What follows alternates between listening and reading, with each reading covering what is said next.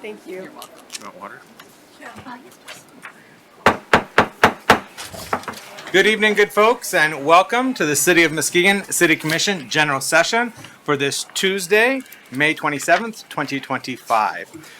Before we get on with our agenda, I want to remind folks that we do have a couple of public comment periods. We'll actually have 3 different public comment periods during this meeting, one of which is on agenda items, and that's going to happen towards the beginning of the meeting. We do also have a public hearing. Note that the public hearing is being moved to the end of the meeting. We have one item that the manager is going to be presenting on, which is with regard to our upcoming fiscal year budget. That's going to be moved to after the consent agenda. In consideration of so many people here that are on items on the consent agenda, so you don't necessarily have to stick around, but you're welcome to stick around for the budget presentation if you so like. So there will be public comment during the public hearing, and then we'll have public comment at the end of the meeting. And the public comment at the end of the meeting is on anything you wish to share with the City Commission. Public comment is a time for folks to express their input, their thoughts, their perspective with the City Commission. It is not a time for Q&A, back and forth, dialogue.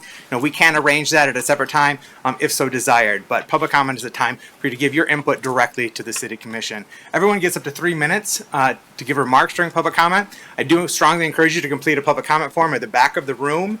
It's on the table there or on the agenda packet. Please provide your name and home address. Note I will not be sharing your home address. That is for our records. I will be acknowledging which neighborhood you may be joining us from if you're a City of Muskegon resident, and if you're not a city resident, which other township, village, or city you're joining us from. And we do have phone-in comment as well. That number is, I'm going to give it to you right now just so you have it at the ready, but do not call just yet. That number is 231-724-6721.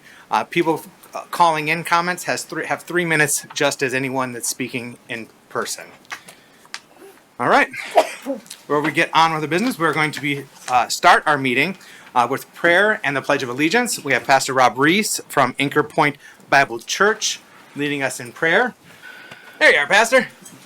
Yes, welcome to the podium, and we're going to be led in prayer, followed by the Pledge of Allegiance. If you wish to join us in either of those activities, I ask you to stand if you're so capable of doing so. Okay, let's pray. Our most gracious Heavenly Father, we come here tonight and we commit this meeting to you because we know from the biggest things to the smallest things, Lord, you care about them all because you care about us. And I pray for each person here, Lord, give them courage to speak when they need to speak. Give them wisdom to listen when they need to listen. But overall, Father, whether we have decisions to make or every word that we speak, let us do it all in love. In love for you and love for each other. We thank you for your blessings. In your name we pray. Amen. Amen. I pledge allegiance to the flag of the United States of America and to the republic for which it stands, one nation, under God, indivisible, with liberty and justice for all. Thank you, Pastor. Thank you.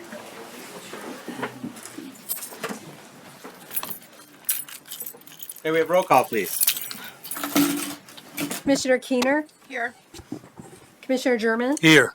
Commissioner Gorman? Here. Commissioner Cochin? Here.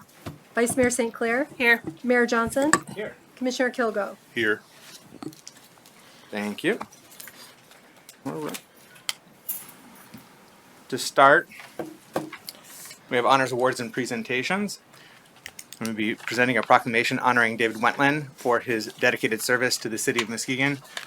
As many of you may know, he recently passed. He's a previous city manager for the City of Muskegon and continued serving the City of Muskegon for many years, decades, beyond his service as city manager right up to the end. And we're so incredibly grateful for his many contributions to this community. And so I will be reading this proclamation and presenting to the family and inviting his wife Lynn to speak if she wishes to upon issuance of the proclamation. So whereas David Wentland brought to the City of Muskegon a distinguished career in public service, having served in multiple communities across Wisconsin and Pennsylvania before being appointed city manager of Muskegon in February 1990.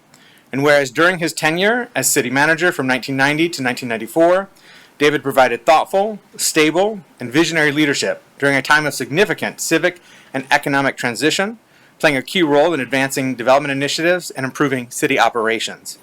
And whereas after his tenure as city manager, David and his family chose to make Muskegon their permanent home, he continued his commitment to the greater community as president of the Muskegon Economic Growth Alliance, fostering private investment and supporting local business growth. Whereas David's dedication to public service extended well into retirement, including 15 years of service on the City of Muskegon's Civil Service Commission beginning in 2010.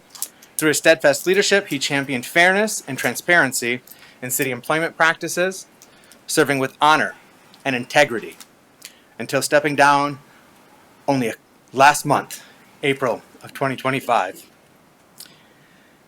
And whereas David also demonstrated a personal commitment to his neighborhood and public spaces by voluntarily maintaining and caring for Lighthouse Park, which he lived next to for many years. He played a critical role in working with the United States Coast Guard to secure the donation of the park to the city of Muskegon, ensuring public access and enjoyment for future generations. And whereas, in recognition of his deep care for the park and his legacy of stewardship, the city of Muskegon will honor David Wentland with the installation of a memorial bench at Lighthouse Park.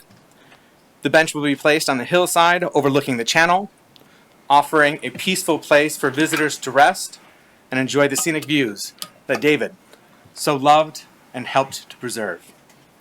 Now, therefore, be it resolved that the City of Muskegon extends its heartfelt gratitude and deep appreciation to David Wentland for his outstanding service, dedication, and lasting contributions to our community.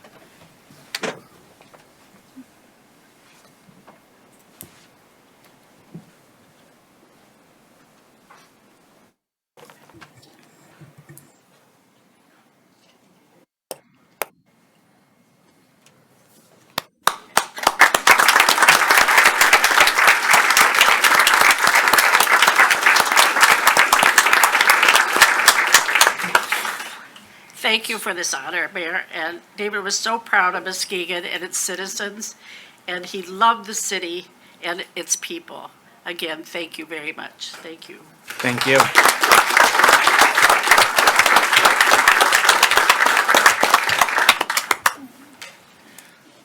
I didn't have the privilege or the honor to serve alongside him, but I know through his contributions and his continued activism in this community, his service on the Civil Service Commission, had seen him most recently in at our open house that we had for the Community Relations Committee board members. And at that time, we got to chat a little bit about his tenure, about his love for Muskegon, his pride with what has the progress that has been made. And I just hope to be able to live a life as good as his, and one committed to community so steadfastly and right up until the end. He's a good man. Good man.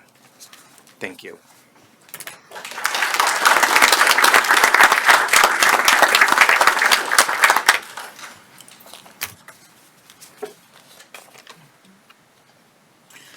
All right, commissioners, we are going to move on to public comment on agenda items. The public hearing with regard to the fiscal year 2025 to 2026 budget is held till after the consent agenda.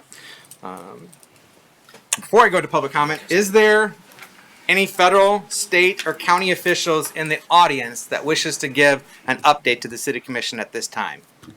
We do hold space for our federal, state, and county partners to give us updates. Seeing none in the audience, I see one representative. Yeah.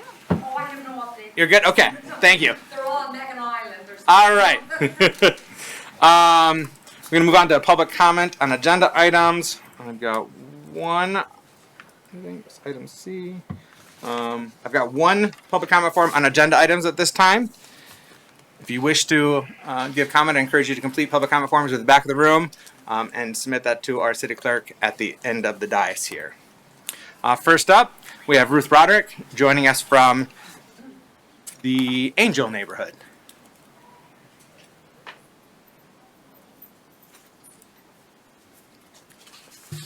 Hi, Mayor and council persons. I came here to speak about item C on the agenda, and that is the sale of property 280, 290, 300, 310, and 370 Allen Avenue. And I just want to make sure that the council is aware that that is where Angel Neighborhood Association Garden is. And that is a city of Muskegon has funded a grant program for us to establish that. And we have 10 garden beds there in addition to other garden and beautification improvements. So that really is what inspired me to participate in the neighborhood for the beautification efforts and the programs that were through the Livability Lab with the emphasis on community gardens. So I'm asking that you separate out the sale of 280 and 290 from that. Those lots are where the existing garden is. And it's listed as a vacant property, but I encourage you to come down there. I'm happy to meet any of you down there to give you a tour of what's gone on. I know Commissioner German has been over to see us when we were just starting. There was a pile of dirt. And a year later, it's a real garden. And I know Commissioner Cochin gave up her Mother's Day with a work party last year to help us clean out the beds. So I can, talk for a long time about the importance of a community garden, just like a farmer's market. It's food, and that's what we were planting. There are existing garden beds there now that have been planted. I've got tomato plants that are this tall already, ready to be planted. So this is just a complete surprise that this would go up for sale. So we do recognize there's a need for housing in our community, and we do support those efforts. But before you vote yes on this, I'd like you to consider taking those two properties out of that, looking for other vacant lots. My neighborhood tells me that there are 60 to 65 other vacant properties in our neighborhood. So if you could just spare the garden, because as you build these big apartment buildings and more dense housing, you really have to ask, where are the public spaces? And if you come down to our garden, you see that we've begged, borrowed to, not quite stole, but to make it a nice place. And there's picnic tables there. I see people coming over and sitting at the picnic table with a laptop, and I never see anything like that in our neighborhood before. So also to just say, the people that volunteer at that garden, that's volunteer work that's gone in there. And people that put their heart and labor into that. And so it's a real surprise to see this, but the people that volunteer at our garden are also the people that are circling the neighborhood, picking up litter and so on. So just, would you work with us on where you're going to expect us to go? Thank you. That is your time. Appreciate you joining us this evening, Ms. Roderick. Agenda.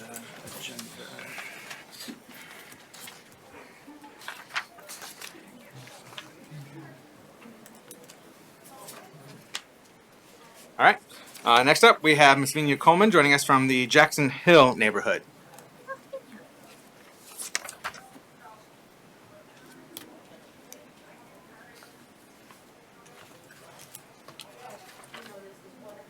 Good evening. You have up to 3 minutes to provide your remarks. This is one of many, but this is the first one. I just want to make sure that when you fly the flag, so it's item E, when you fly the flag, make sure you do your proper research and fly the right Juneteenth flag, which is red, white, and blue with that little funny flower in it, and not the multi-black, red, orange one. So that's all I wanted to tell you for now. That's it. Thank you, Ms. Vinia. Appreciate you joining us. All right. Next up, we have Claire Ritter joining us from the McLaughlin neighborhood.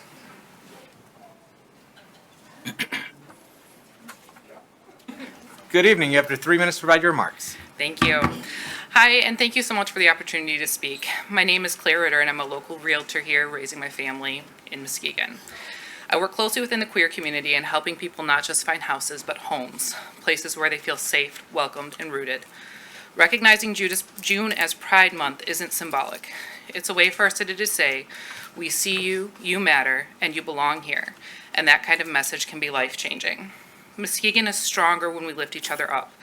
Our diversity of identities, experiences, and perspectives isn't something just to accept, it's something that enriches our community. It fuels creativity, compassion, and connection. Pride Month is a chance to celebrate that richness and to make it clear that Muskegon is a place where everyone has the freedom to live openly and fully. Let's keep building a city where everyone feels at home. Thank you. Thank you.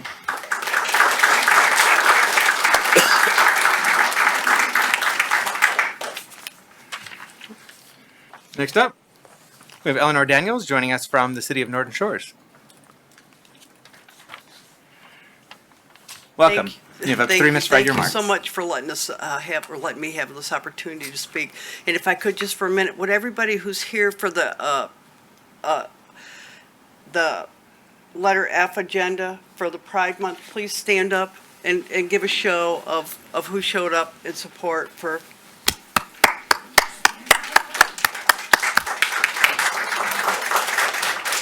Muskegon's queer community is growing stronger every single day, and frankly, we have to.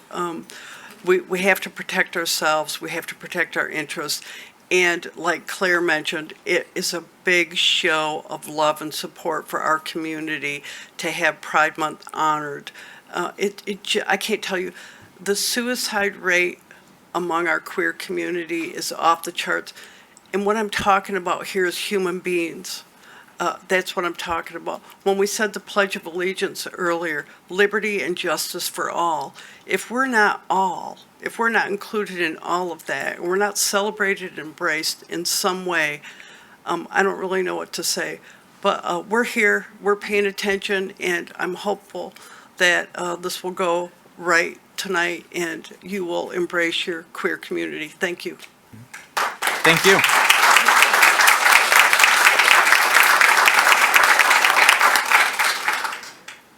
All right, next up, we'll have Kara Novak joining us from Holland, Michigan. Good evening. You have 3 minutes to write your remarks. Thank you.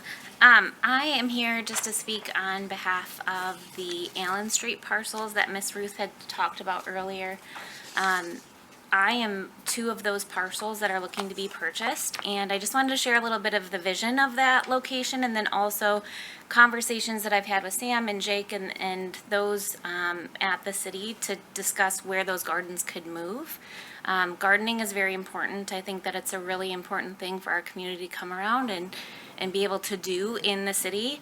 I do believe that it's beautiful. We've done all these raised beds. I've even talked about how can I volunteer to help relocate this, and we've looked at 2 or 3 parcels that are within a 2-block radius that could potentially meet their need. Just want to share that those parcels are unique for the structures that we're looking to do for affordable housing that are a really nice stacked duplex with an accessory dwelling unit behind. These are meant to have one for affordable housing and another that is for traveling nurses and professionals who need to relocate.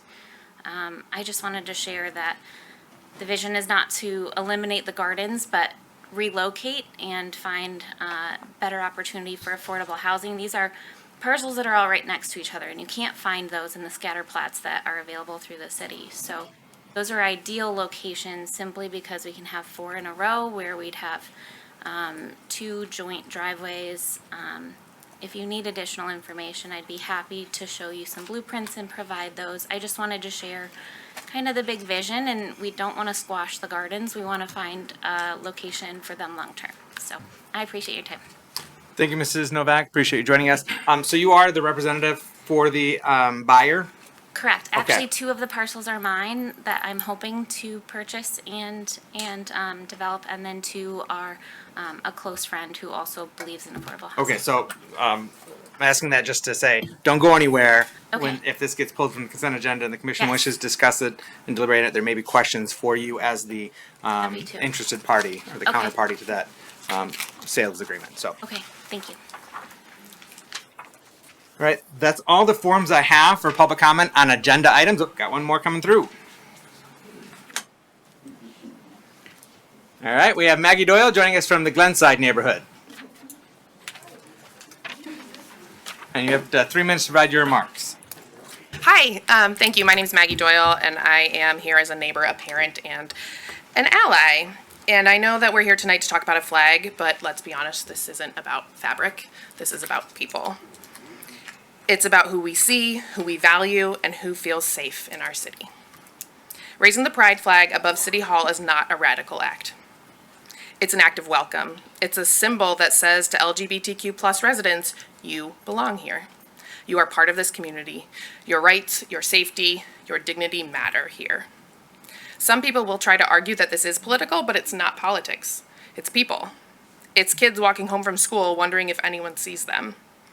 It's seniors who spent decades hiding who they were. It's parents wondering if their child will grow up in a town that sees them as whole.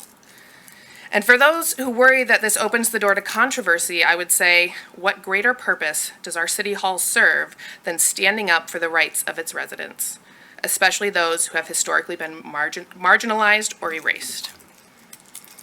Let's be the kind of city that leads with courage and compassion, that raises the flag not just as a symbol, but as a promise that we will not back down in the face of fear or intolerance. If we can't raise a flag, how can we say that we stand for freedom?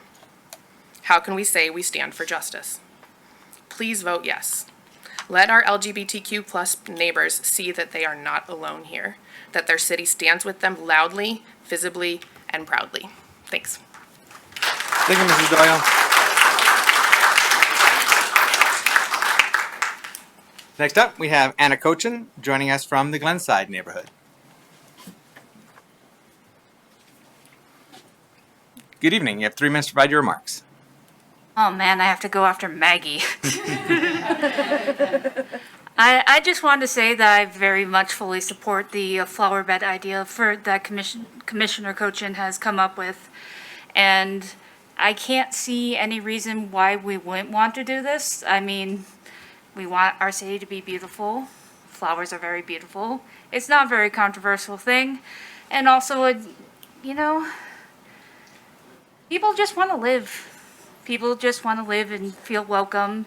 And I think this is a very good way for the city to show that we are welcoming to them in a very pretty way. Thank you. Thank you, Ms. Cochin. That's all the forms I have for in-person comment. Is there anyone else in the audience that does still wish to give public comment at this time? If not, I'm going to go to the phones. That's a general public comment at the end of the meeting. Yep. Anyone else in the audience wishes to speak on an agenda item? Okay.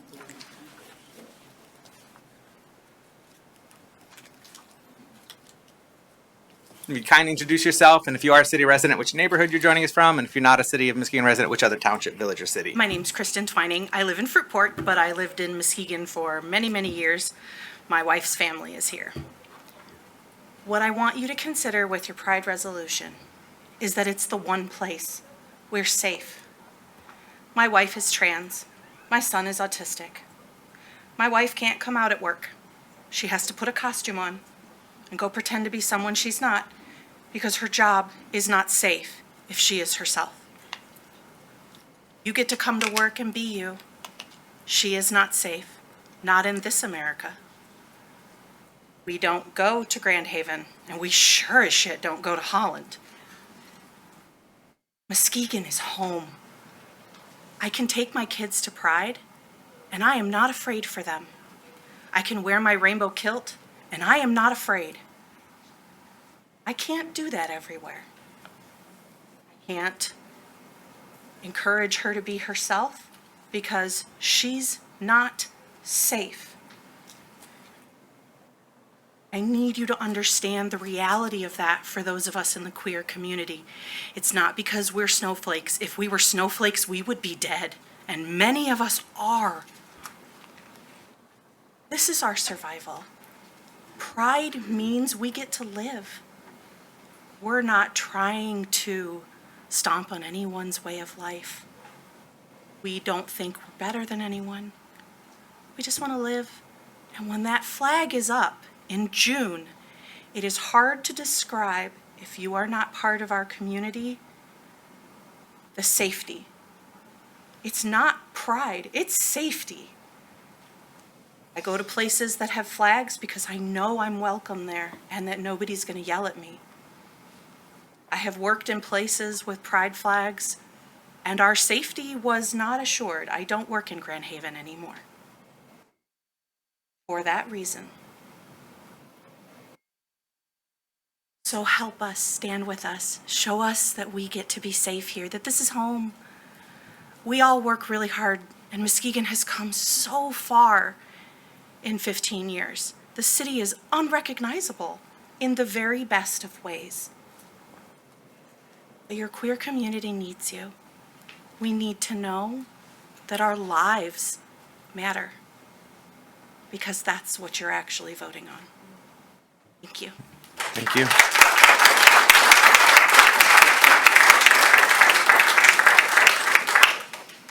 Anyone else in the audience wish to give public comment on any agenda items? All right, we are going to go to the phones. The calling number is 231-724-6721. When you're calling in, please turn down any audio in the background, identify yourself, and which item on the agenda you're calling about. This is not general public comment yet. They'll be at the end of the meeting. So please identify yourself, which agenda item you're speaking on, and if you're a city resident, which neighborhood you're calling from, and if you're not a City of Muskegon resident, which other township, village, or city you're calling. We'll give that a few moments. There's a lag between me saying it and it being expressed on Facebook and the other live streams.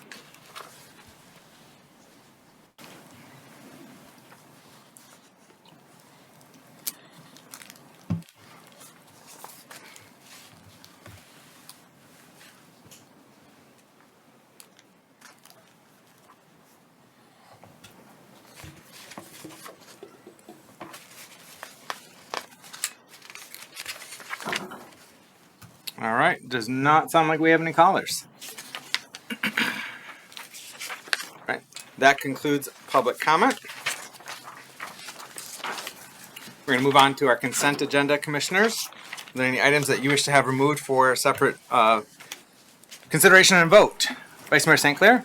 Item C, item E, and item F. Item C, item E. And item F. And F, okay. And F. All right, commissioners? I was going to take off E, C, and did anybody say I? No one said I. Okay. So we got I for Commissioner German. Are there any, I've got right now items, Commissioner Cochin? Item B as in boy. Cochin. Is that a hand, Commissioner Keener? They've already been called. Okay. Commissioner Kilgo. Yeah, item H is tied in with I. Those are my two. Kilgo, okay. So I have items B, C, E, F, H, and I. Am I missing any items? Nope. All right. Commissioners, I would entertain a motion to adopt the consent agenda as presented, minus items B, C, E, F, H, and I. So moved. All right, we got a motion by Commissioner Keener, supported by Commissioner Cochin. Roll call, please. Commissioner Gorman? Yes. Commissioner Cochin? Yes. Vice Mayor St. Clair? Yes. Mayor Johnson? Yes. Commissioner Kilgo? Yes. Commissioner Keener? Yes. Commissioner German? Yes. Motion passes. Thank you. First up, item B, Commissioner Cochin, Parking Enforcement Management System. Thank you. I move to award T2 Systems with the bid for Parking Enforcement Management System. Support. We've got a motion by Commissioner Cochin, supported by Vice Mayor St. Clair. Good evening, sir. Kindly introduce yourself and report out on this item. Good evening, Public Safety Director Tim Kozel. We chatted about this maybe a work session or two ago. We looked at our current passport system and we thought, let's see if there's anything different out there that we can look at that'll afford us some cost savings. So we chatted about it at our last meeting. The two that we've come up with is the current passport, got their contract, which I think is in your packet that they proposed. And then the contract for T2 systems, which is also in your packet, which you can see is considerable. On top of that, T2 systems does not charge a per citation fee, which we would get currently with our passport system. So we would have a pretty good savings overall, I think, if we do make this.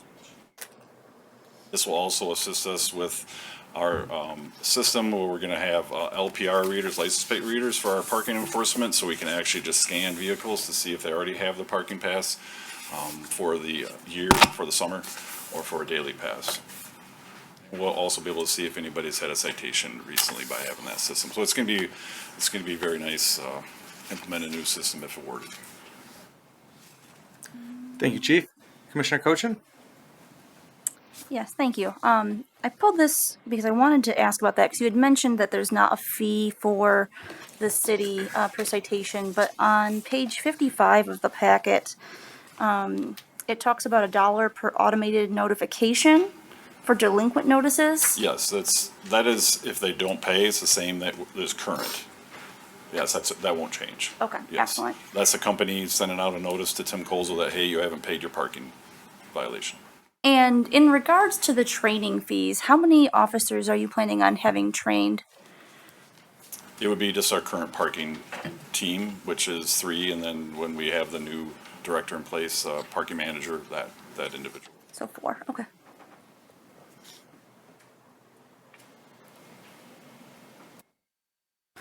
Well, good.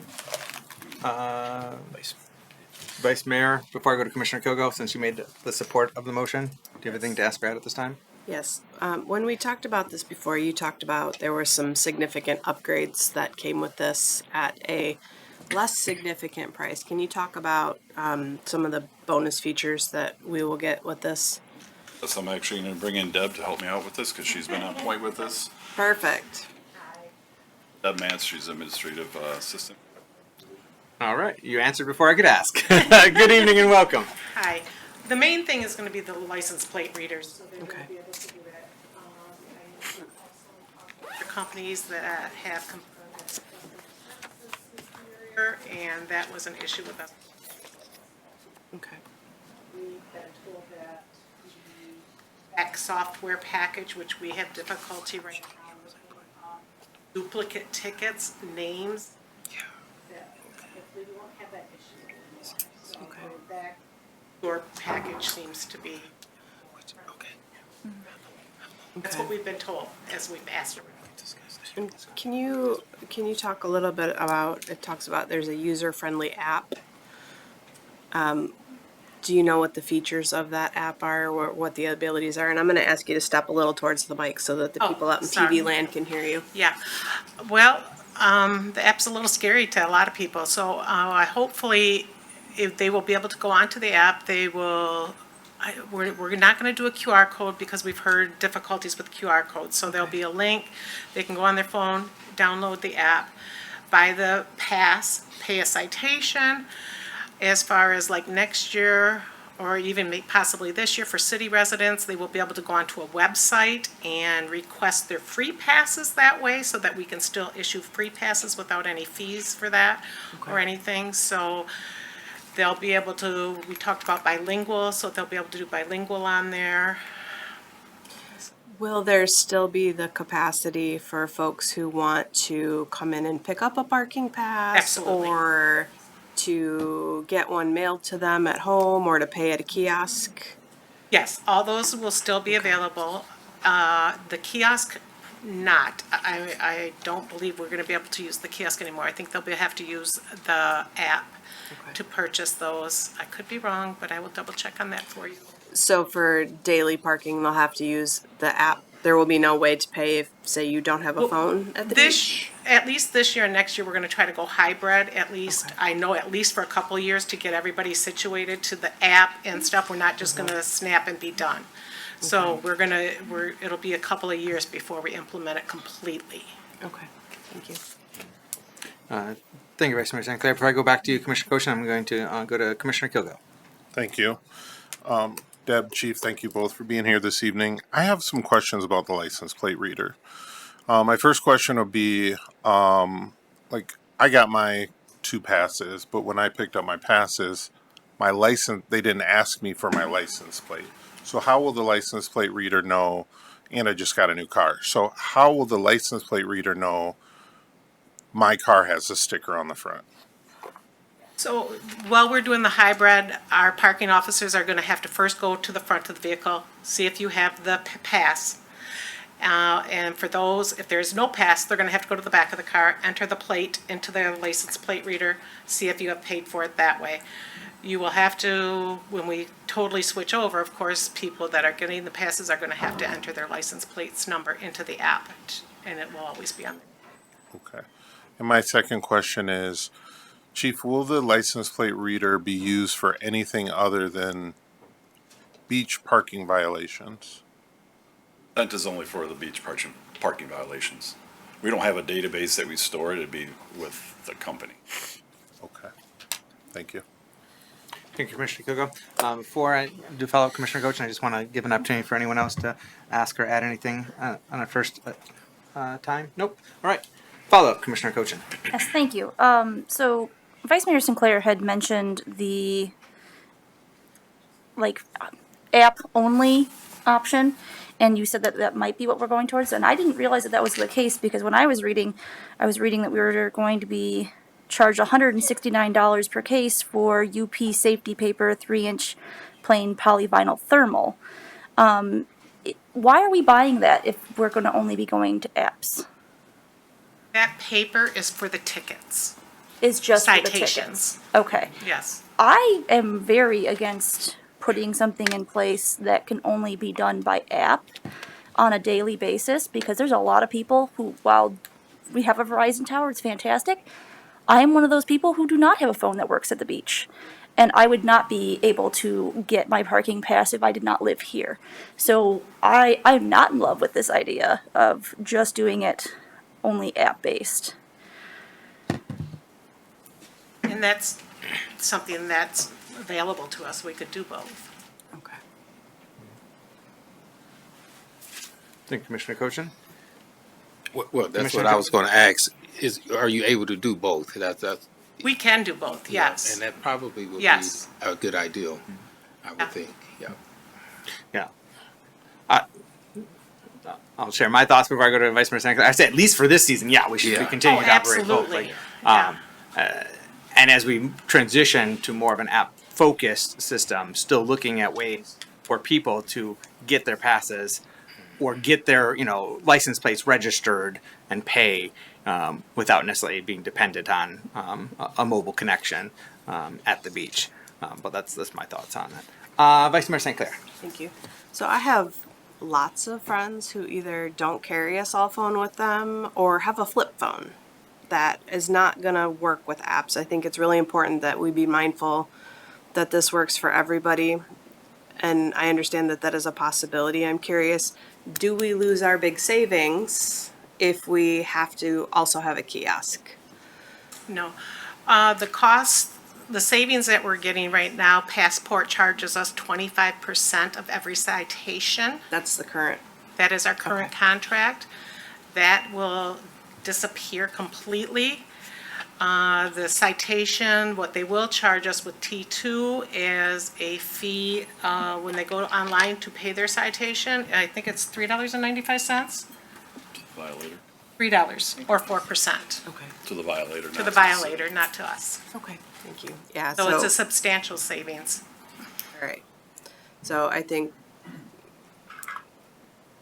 to summarize, I'm in support of this provided we continue to have a kiosk option. I can't support it if we can't allow people who don't have a smartphone with service to access it. Thank you, Vice Mayor St. Clair. Any additional thoughts? Commissioner Cochin? Do I need to amend my motion then? No? Okay. Because this is on parking enforcement, not necessarily how we are administering passes or making them available. This is just the system for supporting our parking enforcement efforts. So, We have no issues with keeping with both systems. We're just presenting you the options that we had priced out, so understand that need for that, that way, so. no I problem. think, excuse me, sir, you have something? I think our goal, and it has been for a while, long term, is to get to a digital-based system. But I think that we do need to be mindful that, just as both Commissioner Cochin and Vice Mayor St. Clair articulated, that a digital-based system, going exclusively a digital-based system, may not be accommodate everybody, and we want to not leave folks out. And so, while we're looking to move towards a digital-focused system, still having opportunities or avenues for people to get their passes, even if they don't have a smartphone or a reliable mobile service to do so. But that's for another conversation at another time. So thank you, sir. And thank you, ma'am. All right, if there's nothing else, roll call, please. Commissioner Cochin? Yes. Vice Mayor St. Clair? Yes. Mayor Johnson? Yes. Commissioner Kilgo? Yes. Commissioner Keener? Yes. Commissioner German? Yes. Commissioner Gorman? Yes. Motion passes. Thank you. Item C, sale of 280, 290, 300, 310, and 370 Allen. Vice Mayor St. Clair.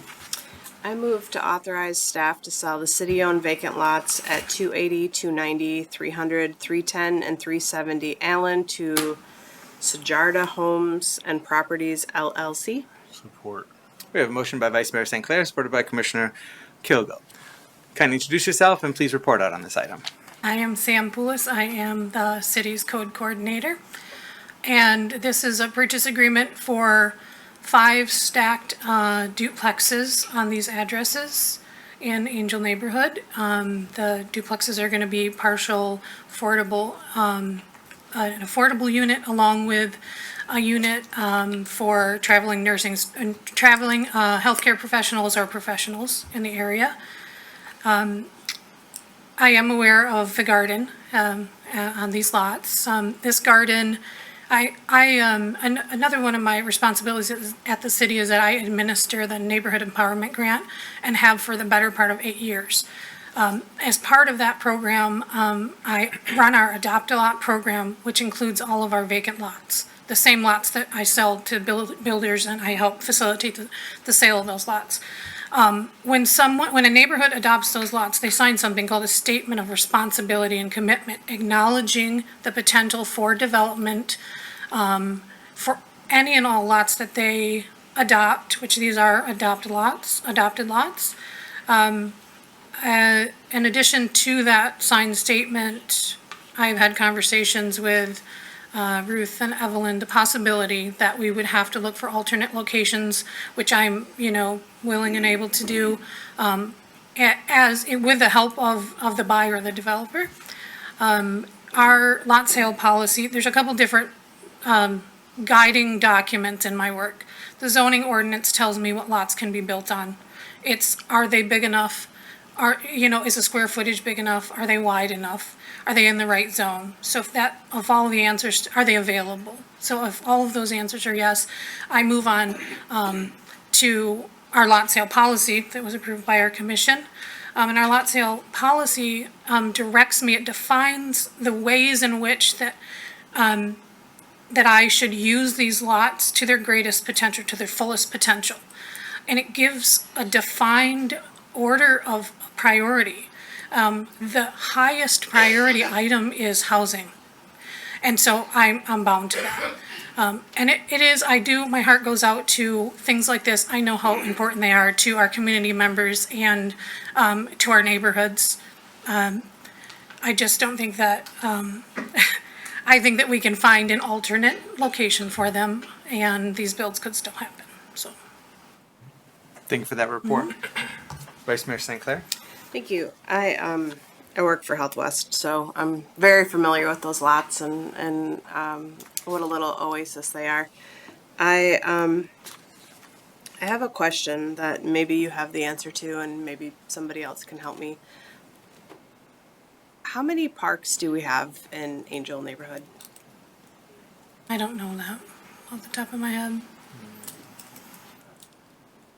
I can't think of any. It's McCray. McCray, McCray, okay. yep. So one and not close. And a playground.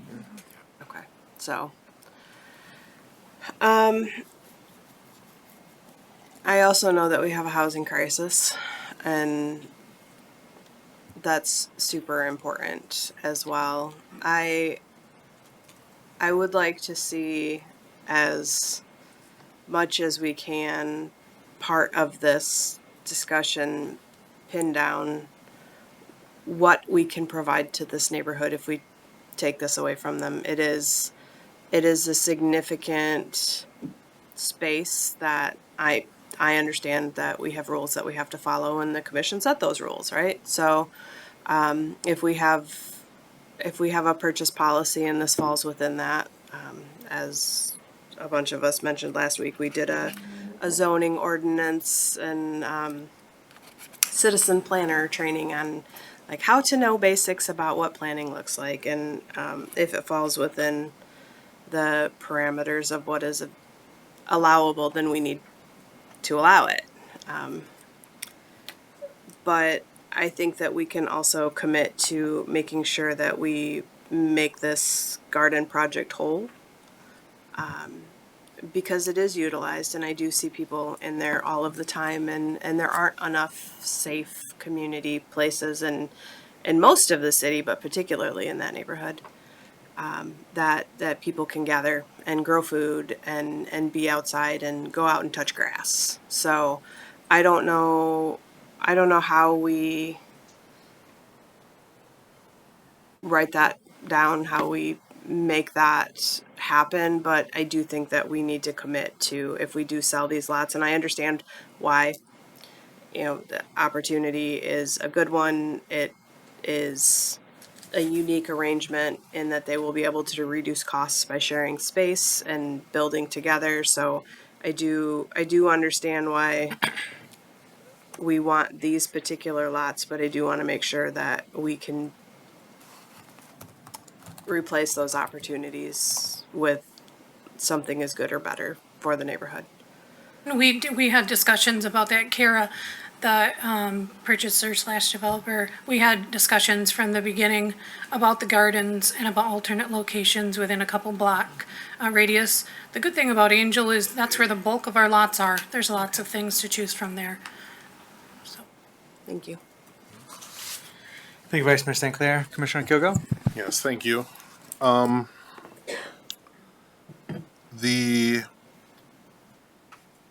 Can we commit to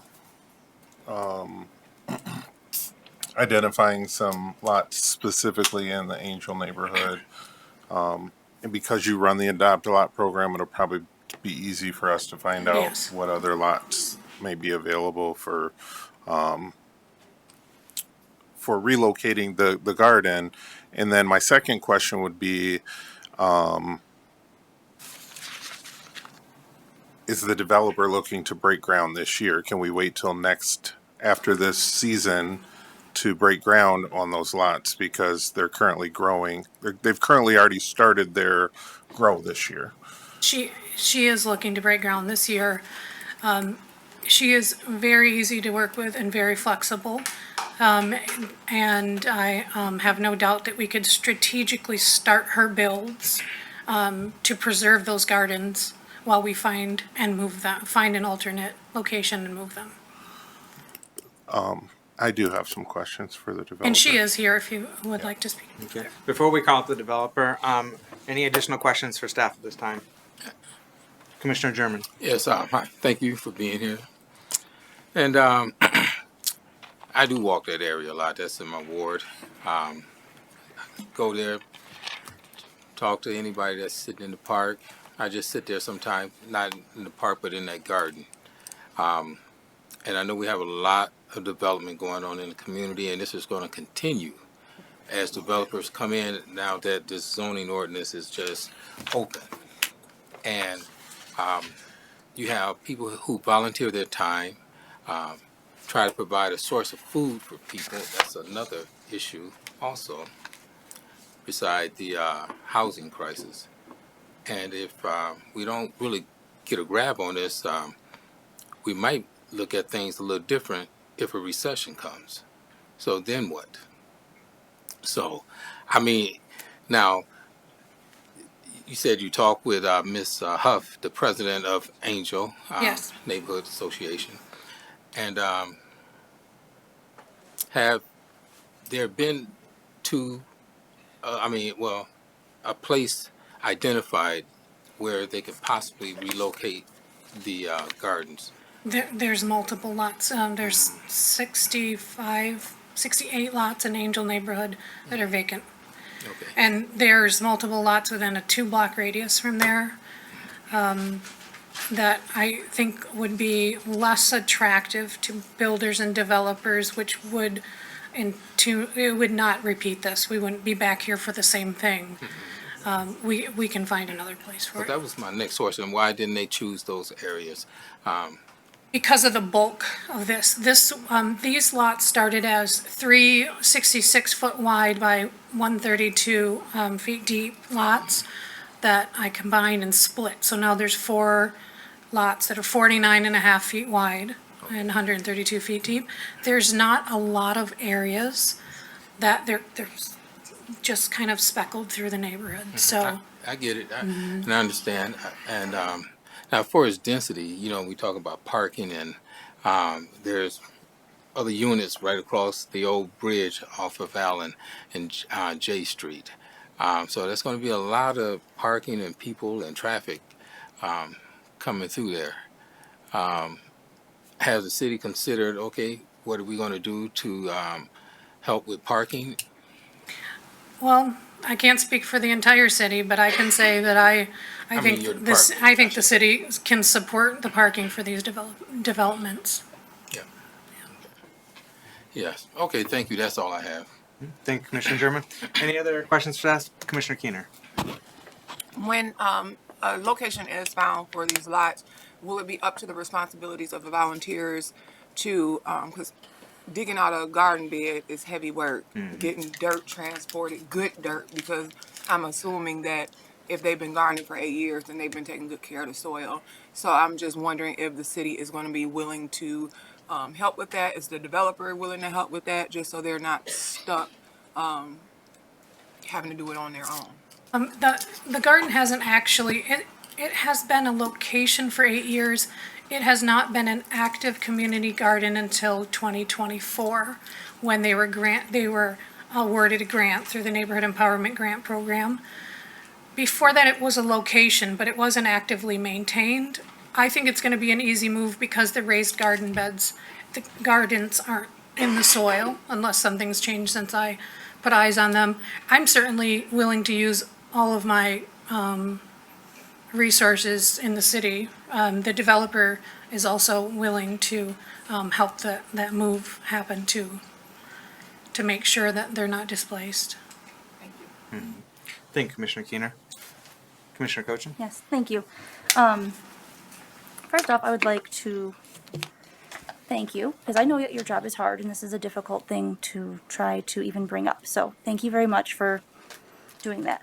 My first question is, you had mentioned that you had been in communication with the people at Angel Garden in regards to that might be sold at some point in time. When the developer came to you with this proposal, did you go to Mrs. Roderick, for example, and let them know that we have a buyer in mind and these are the lots that would be available to move to? I did not, because I had conversations initially. On top of that statement of responsibility and commitment that acknowledges that development can happen at any time. When someone adopts a lot, which these are adopted lots, or if a neighborhood chooses to do a community garden on an adopted lot, those are conversations that I have initially, and I say at that time, if they sell, then I will have another conversation with you. So they have not sold yet, so I didn't have a second conversation. I see, thank you. The next question I was going to ask is, Commissioner German was talking about the other lots that are available in the city, and will the developer be willing to pay for or move the dirt themselves over to these lots if that was an acceptable option for the Angel neighborhood lot garden, and also rebuild those beds because we're trying to help my neighborhood get a community garden going too. We're looking at not such a big space. It's probably a third of what the Angel neighborhood space is, and we're talking like $1,400 in just wood and dirt, and that's it. All not plants, not anything else. There's currently water on site for the Angel neighborhood. Like, we have to find a way to get them water at these other sites. I am not in love with this idea and I hear that there's that disclaimer in there, but as Commissioner German brought up, there is a real possibility that we're going to go into a recession. And I think building up instead of spreading out in urban sprawl, which is what we're supposed to be fighting, is the better use of our time. I yield. Thank you, Commissioner Cochin. Any other questions for staff at this time if we call up the developer? No? All right. Kindly come to the podium, introduce yourself again. Hi, my name is Kara Novak, and I'm on behalf of Sharda Homes. All right. We have Commissioner Kogo with questions to start us. Hi, Ms. Novak. We're very familiar with each other, both being in real estate. To address something that was just said,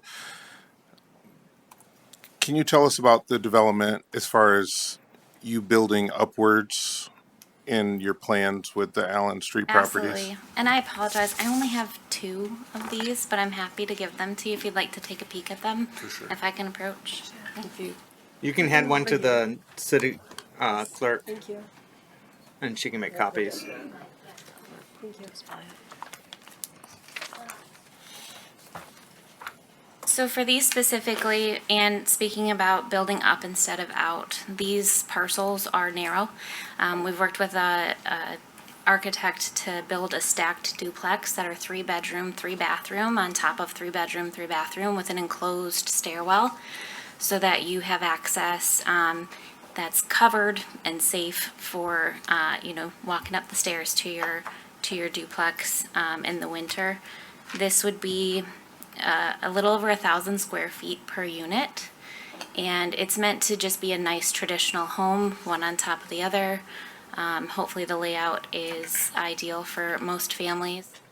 The use of space is as much as we can for the zoning and for the criteria of those parcels, and it meets the new zoning for multiplexes on those parcels. So we were trying to be very mindful to have the space allocated for the families with a nice layout. And they'll also have an ADU in the back? Yes, we are hopeful to have an ADU in the back. It is permitted, and we're working on how that would look, but it would be about 20 by 22, so 420 square feet, a single bedroom with bathroom and laundry, and then a small living kitchen area. So it would be 3 separate rooms, living and kitchen would be together, and then a separate bedroom, separate bathroom with laundry. So potentially 15 different units with these 5 parcels, 5 parcels. With the 5, correct. That is our hope. Okay. So then my last question for you would be, would you be willing to talk with your partners, talk with your association about helping the Angel Neighborhood Association relocate once a suitable lot is found for them? Would you all be willing to help with that? I would love to personally volunteer. I volunteer with the Saturday Breakfast Club, which is right behind our Sanford triplex. I'm very involved with Miss Laura there. I'm happy to volunteer. We aren't a big developer. To be honest, we don't have numerous funds that we can allocate towards cash flow, but I am happy to roll up my sleeves and help any way I can. Volunteer with Habitat for Humanity and several others, so I'm happy to help in that way. I've also identified a couple parcels nearby that I already spoke with Sam and Jake about, that we could potentially move this. This was one of my concerns when we had looked at this particular location. We don't want to take anything away from the community. We want to only add to it. So if we can help in any way, we are absolutely on board with that. Awesome, thank you. My last thing, Mr. Mayor, I'd just like to make a comment that Sam is right. I've helped maintain an adopt-a-lot before, and adopt-a-lots always have the potential of being developed. I would like to see help with the garden moved if it has to move. But all adopt-a-lots are voluntarily taken care of by the community, and they do have the possibility of being developed. And with us having a housing crisis, which not everyone sees, in not only Muskegon but in the country, having up to 15 units available on these 5 parcels would help the city with their housing crisis. Thank you. Thank you, Commissioner Kilgo. Anyone else have questions for the developer? Commissioner German. Yes, thank you, Mayor.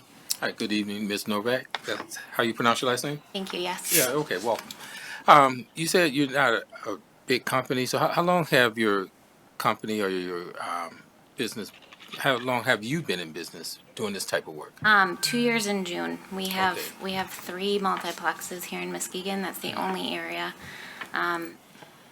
We've helped in kind of community development.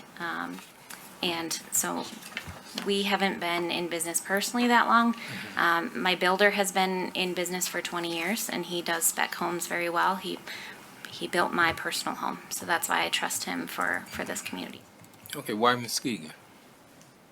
I've worked here and covered the territory for about 10 years, and I see the momentum. I love working with the city. I think that there's innovation and community support, and people want to do well here. Frankly, that's something that I can't do in other municipalities. Okay. Now, you mentioned also affordable housing. Yes. And when you talk about affordable, what may be affordable to some? Because I heard you mention some of the nursing workers. And nurses, they travel, some of them make a lot of money. And rent for, or leases for those type of employees are a lot higher than the average person. Yeah. So when you talk about affordable, give me an example of what do you mean affordable? Well, absolutely. We are currently working on potential for a pilot agreement on 1 or 2 of these parcels, which would allow us to, similar to what Alan Edwin did, potentially allow us to have some tax advantages that we could then apply for a payment in lieu of taxes, which would allow us to reduce the rents on these parcels, and it would allow us to rent to like the 100 to 120 and under average median income. That means on like that accessory dwelling unit in the back of the parcel, it could be anywhere from 800 to 875 for that full unit all by itself. And depending on how these rentals in the front, if it's a 3-bedroom, our target rent rate would be around 1,500 for and 3 bathrooms. I know that that's higher than other areas, and we would love to take advantage of any tax breaks to reduce that amount. But it is well below the average median income percentage. Okay. One last thing, Mayor. And thank you for your interest in Muskegon. You know, I've always been business friendly, and when developers or business, people come and talk about doing business with the city, I like to see, a plan, and I would have rather seen a contingency plan about this park.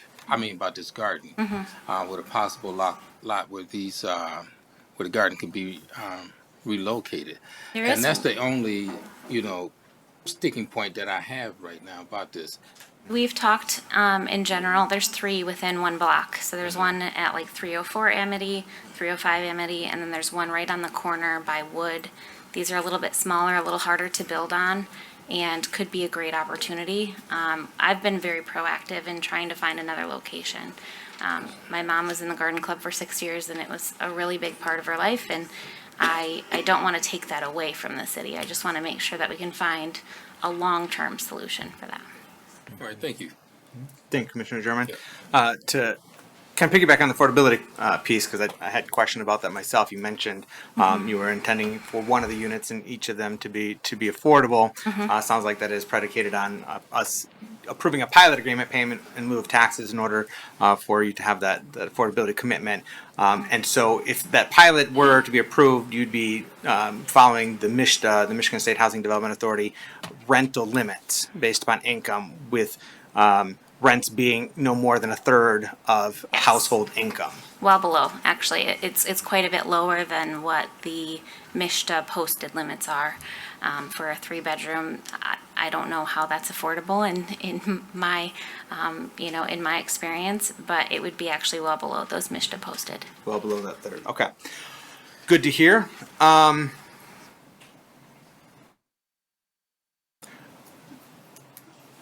Do you know when the pilot agreement is expected to be brought forward to the City Commission, or do you need to have Director Ekholm come up?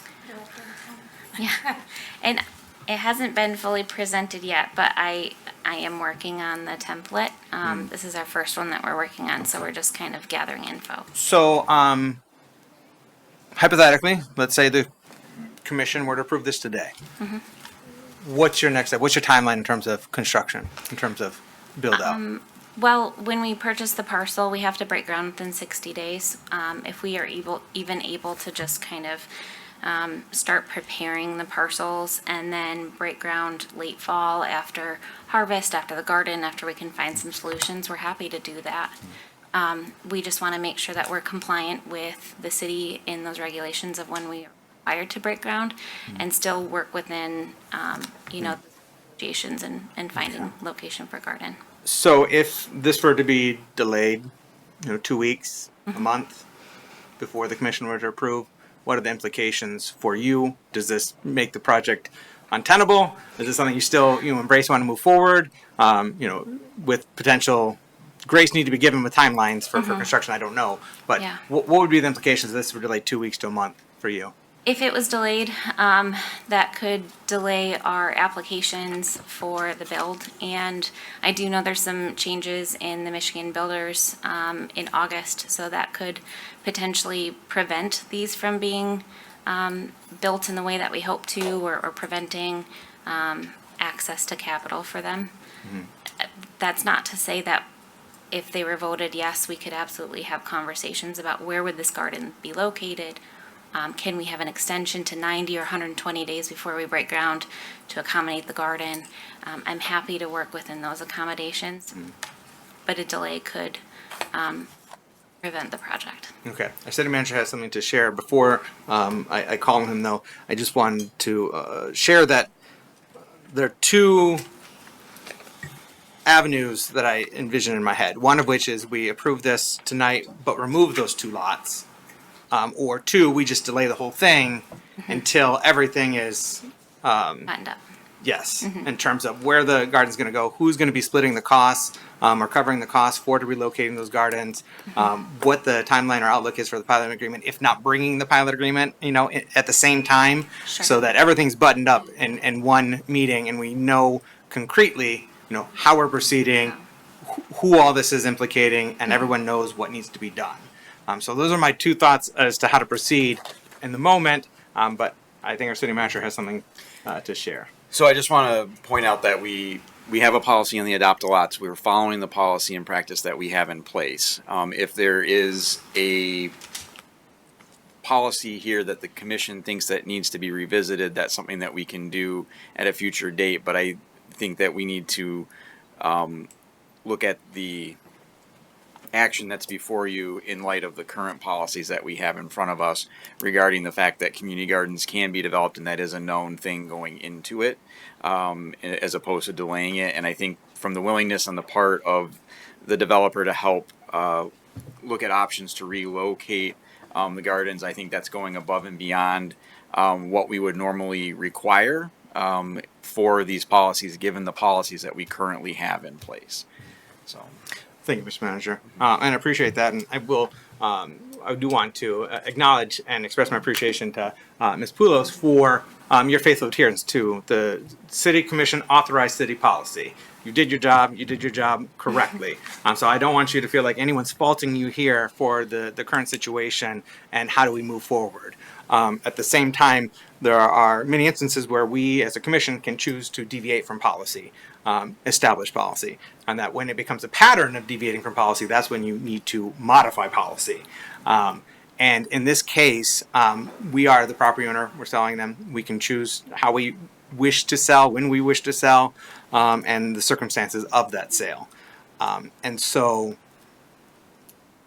I did just want to add too that our standard purchase agreements, they have a timeline of ground has to be broken within 60 days of closing. So that could be something that we could factor in strategically to the timeline of relocating the garden. okay.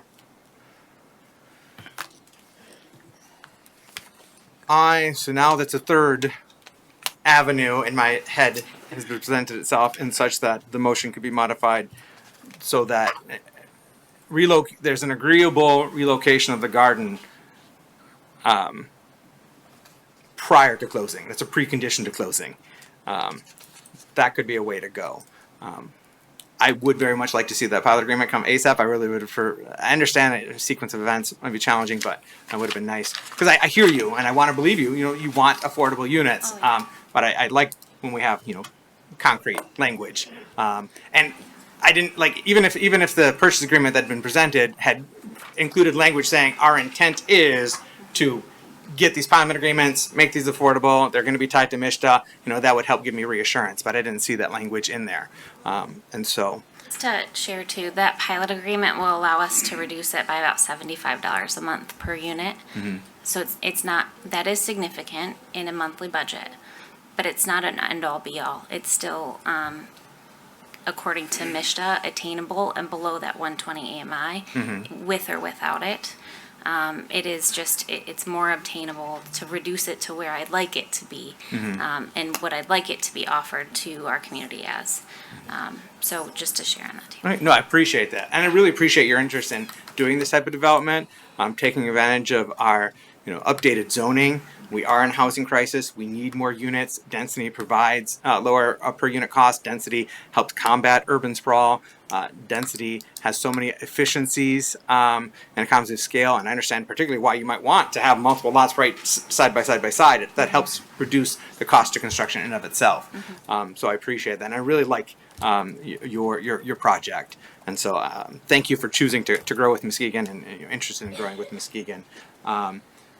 Before I go to Commissioner Koshin, who I see patiently waiting to be acknowledged, I'm going to circle back to the city manager. The director at home let me know that they do have money within their contracted services budget this fiscal year that they could help with some of the relocation costs as well. Okay, that's good to know. So we have some internal resources that can help with the relocation. I would say I wouldn't want to make that a precedent going forward. So understandable, and that's something for us to consider because, like you said, modifying policy. We may wish to modify our policy when there is a community garden that's being relocated. That the buyer needs to cover that cost, or that we're going to split those costs just like we split closing costs. And so I think that's one piece of the policy that we may need to revisit and give consideration to. I think it's appropriate to cover that cost. I was so excited to see, and thank you, Commissioner Koshin, for helping to revive this garden last year, and to other Glenside neighbors and neighbors throughout the city of Muskegon. I remember this garden first getting launched. I was excited for it. Then it kind of languished, in part due to the pandemic, and it just got revived last year. And I was so excited to see it come to life again. And now this is the second consecutive year, and I want to respect and honor the work of everyone that put into it, but also, the necessity of having fresh food available, as was mentioned a couple of times about, potential recession, even if we're not in a recessionary environment, continuing to see inflation and higher costs, and we're already a food desert, and we struggle with food insecurity in this community. And so having fresh food available is so important.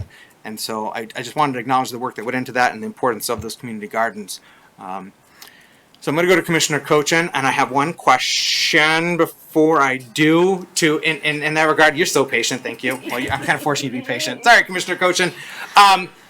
Ms. Poulos, Yes. In that vein of what I was just talking about, what you've heard from my fellow commissioners about the importance of community gardens, and combating food insecurity, how difficult would it be for you to share with us a list of all unbuildable lots in the city of Muskegon because those would be prime, for community gardens, knowing that they're not going to be at risk of being developed, particularly since we've already gone through our zoning updates.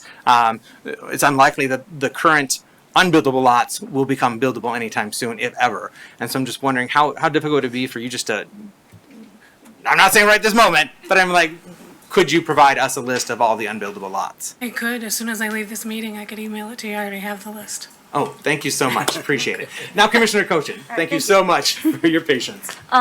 So I guess I'm going to start with you and then go back to the developer. Okay. So did you have any conversations with the developer in regards to any of the other 68 vacant lots in the neighborhood? I have had many conversations with the developer. Next commission agenda, there are more lots for the same developer on that agenda as well. I have many conversations about what lots are best for each builder, developer that I work with to put things on the agenda. So for clarification, what I'm hearing is that this developer is going to be coming back with more buildings on more lots in the neighborhood. Different builds, Kara works with different developers, different builders. She's my single point of contact. And so she can talk about the details more about that. And there's a couple different groupings for those different builders and developers. But we certainly have talked about many, many different lots. Okay. But did you talk about any different lots for this specific development? We did. I don't recall that there were any that fit this specific need. Each builder and each lot, each build, each person has such an individual and specific house plan, goal in mind, different things that lead them in this process. And this was right for those stacked duplexes, for her goal here, her mission here. Are there any other lots in that are vacant that this would have fit in? There may be. I don't know that without having the map in front of me. Okay, so that's not something that we've looked at fully. Yeah. All right. Can I talk to the developer? I have some questions for her. Yes, if Ms. Novak would kindly return to the podium. Hello, Ms. Novak. Thank you very much for bringing this and then sharing your vision with everyone. I do appreciate that you're trying to fit more folks into homes in the area, and you want to help the garden as well as the ADUs as options.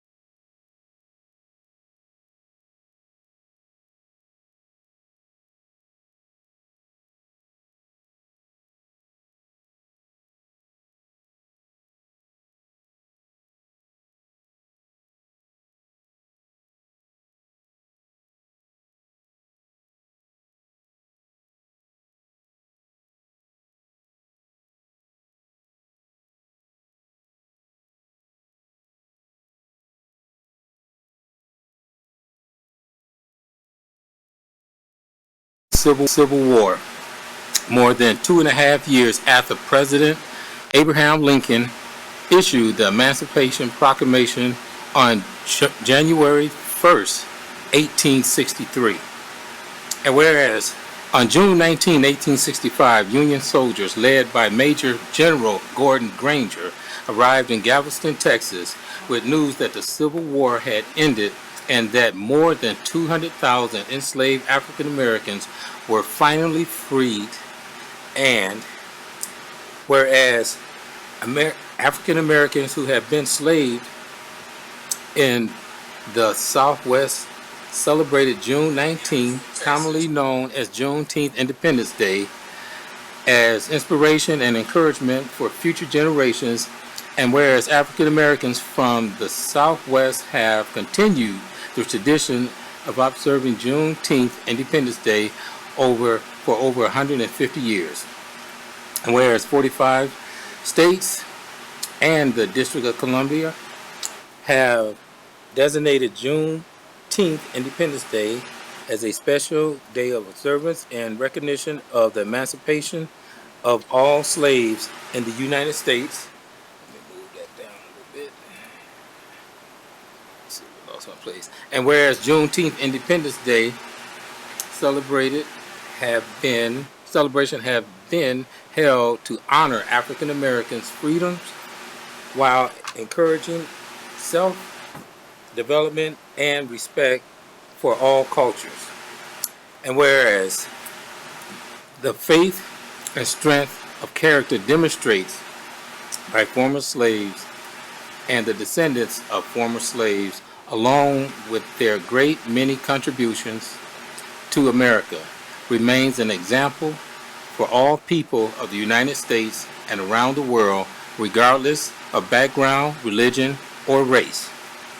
And whereas slavery was not officially abolished until the ratification of the 13th Amendment to the Constitution of the United States in December 1865.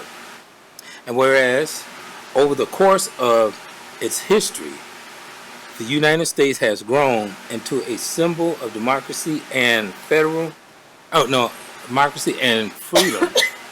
around the world. Up a little bit. Let me see around the world. I lost my spot. And whereas Juneteenth Independence Day provides an opportunity for Muskegon residents and all Americans to learn more about the past and to better understand the experience that have shaped the United States.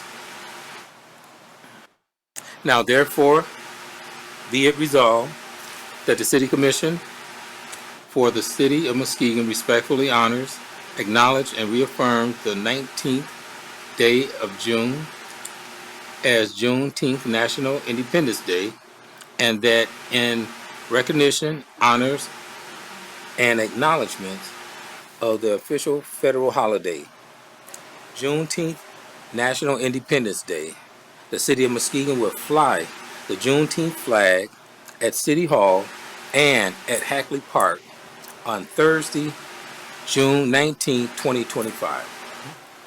Thank you, Commissioner German. Appreciate that, and appreciate your work on this resolution previously. Returning to the motion maker, Vice Mayor St. Clair. Thank you. The only thing that I wanted to add is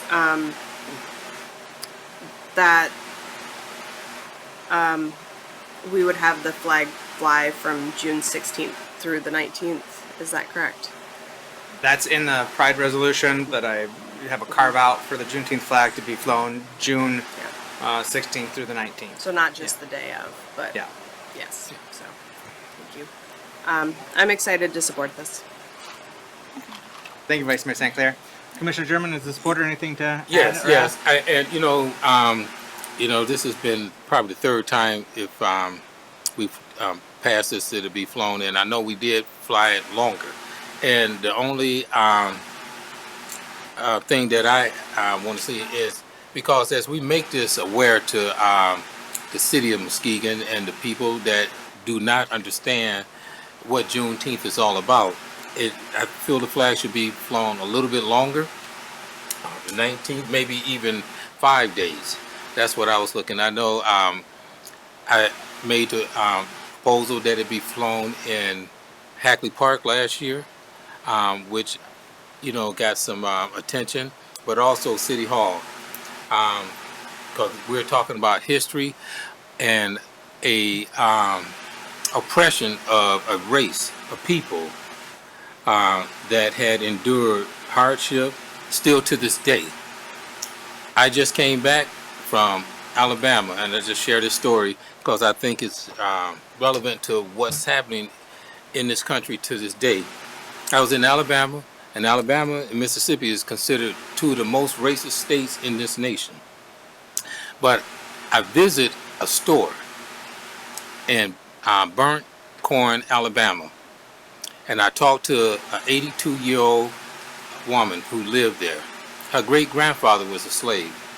The store that I was standing on and visit, that was a drop-off point for slaves at that time. I mean, I was just blown away. I could not even imagine anything like that.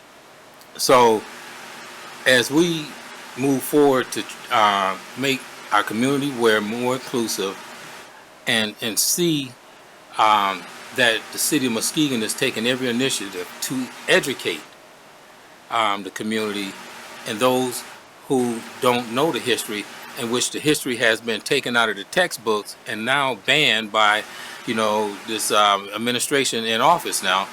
I think it's pertinent that we fly this flag a little bit longer, and I'm asking for 5 days. Thank you, Commissioner German. Anything else to ask or add, Commissioners? Commissioner Keener. I'm in agreement with Commissioner here. I would like to see it flown a little bit longer too. I have to see the American flag every day of the year, and this is significant to people of color and the milestone because this country was built on the backs of us. It has prospered off the backs of people of color. So I think that for our community, we are very inclusive, even having pride flag shown all month long.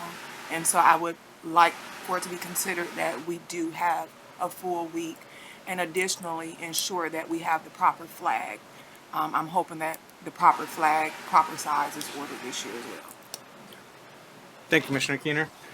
I will go to Commissioner Cochin, and then Gorman and Kilgo if they have anything first to ask, and then I'll return to Vice Mayor St. Clair for follow-up. And so, you have a privileged motion? I said I would just amend my motion. Okay. Go ahead. I would amend my motion to indicate that the flag would be flown from June 16th through June 23rd, which is one calendar week. Okay.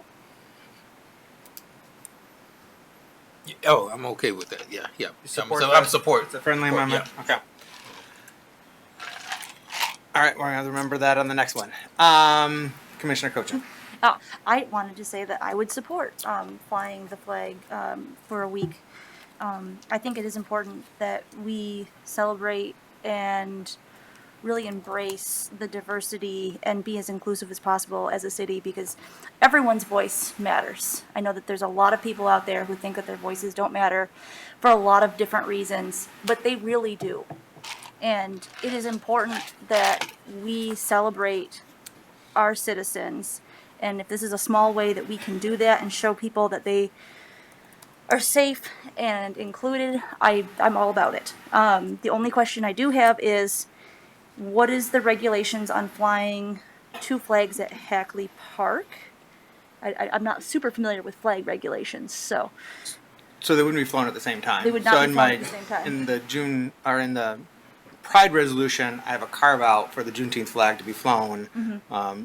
In that one, it said June 16th through 19th, so for 4 days, which we'll just amend to say June 16th to the 23rd. Okay. Or when I read it, I'll read it as June 16th to the 23rd, and then I'll ask for a motion. Okay, but my question is, what is the rules on the Hackley Park flagpole? Like, could we have two flags? I'm not interested in flying the Juneteenth and Pride flag on the same pole, because now you're going to say which one's higher, Okay. which one's above the other one. All right. So that's why we're swapping them out. It's going to be Pride, Juneteenth separately. Yeah. Okay, all right, thank you. So, Commissioner Kilgore or Commissioner Gorman, anything to ask or add at this time? No? Thank you. So we have a motion on the floor with an amendment to fly the flag, the Juneteenth flag, June 16th through 23rd. If there's nothing else to add or ask, roll call, please. Commissioner Kilgo? Yes. Commissioner Keener? Yes. Commissioner German? Yes. Commissioner Gorman? Yes. Commissioner Cochin? Yes. Vice Mayor St. Clair? Yes. Mayor Johnson? Yes. Motion passes. Thank you. All right, next up, item F, recognizing June as Pride Month. Before I call on you, Commissioner St. Clair, I'm going to read the resolution and give a little bit of background. So we've adopted Pride resolutions in the past. We've had previously designated every year June would be Pride Month in the city of Muskegon. We celebrate our LGBTQIA community in a number of different ways. But it was born out of conversation that I had about a month ago at a Pride meetup at the coffee factory, and I was talking with some members of the LGBTQIA community and allies after that coffee meetup that really reinforced the need for this to come up again, for us to review it, declare it, speak it, affirm it. And at that same time, I was having a conversation and learned about an initiative from Commissioner Cochin with regard to a Pride-themed garden display at City Hall, which I just loved that idea. I thought that was awesome. And it's something that she was working on with Ellie Daniels, who we heard from earlier, as well as Daisy Luck, a small business in our downtown on Pine Street. And so I really liked that collaboration. I loved the concept.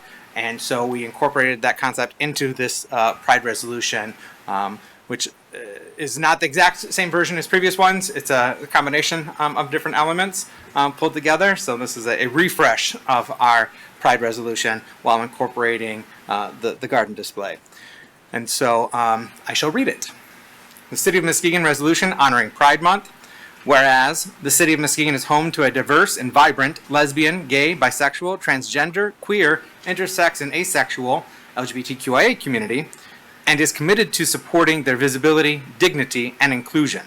And whereas LGBTQIA folks contribute meaningfully to every aspect of civic life, including education, public health, business, government, sports, technology, literature, civil rights, and the arts.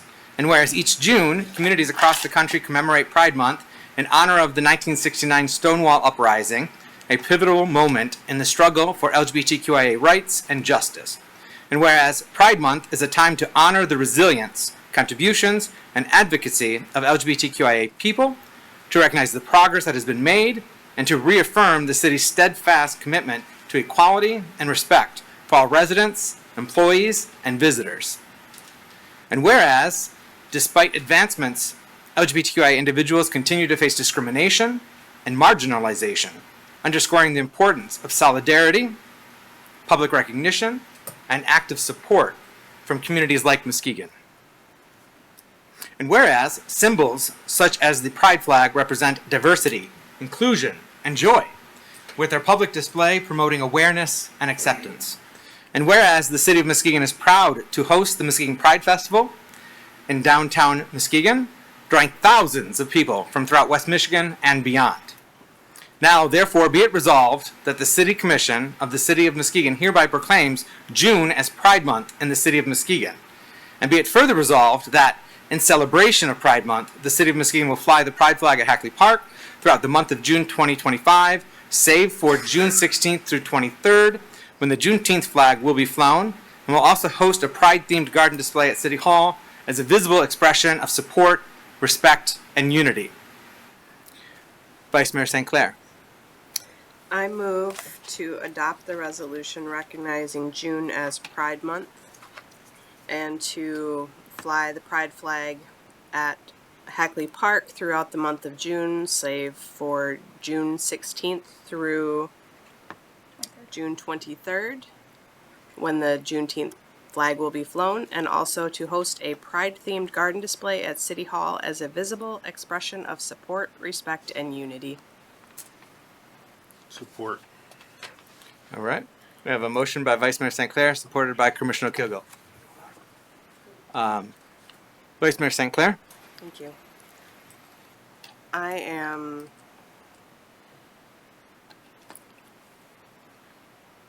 proud to support this. I think that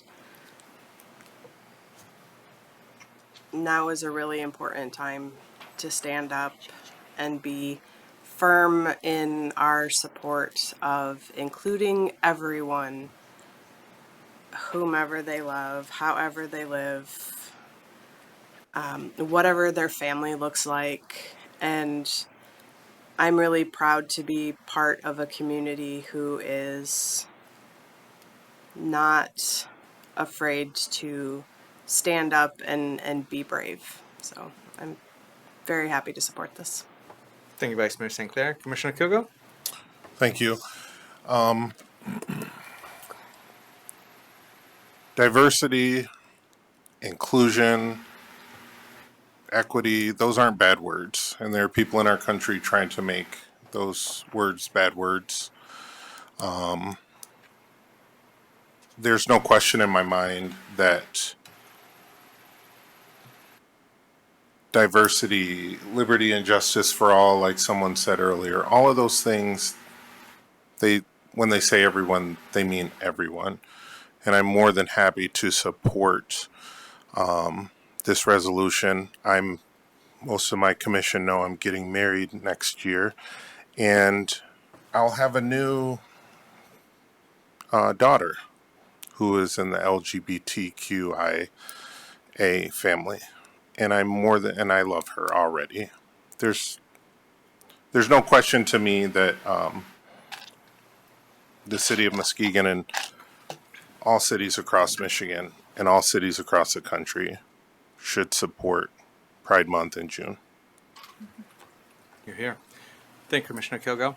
Commissioner Cochin? Thank you. I wanted to thank Mr. Mayor for bringing this as a resolution tonight, as far as flying the flag and celebrating the Pride display at City Hall. I want to thank the city staff that helped along, as well as many of the folks that worked with the idea, Daisy Luck, Ellie Daniels, Miss Phyllis over there. I think it's really important, like I said earlier, that we celebrate everyone in our city and that we include everyone. Commissioner Kilgo hit the nail right on top of the head. We should not shy away from diversity. We should not shy away from equity, and we should not shy away from inclusion. It is important that we listen to each other and we respect each other as human beings.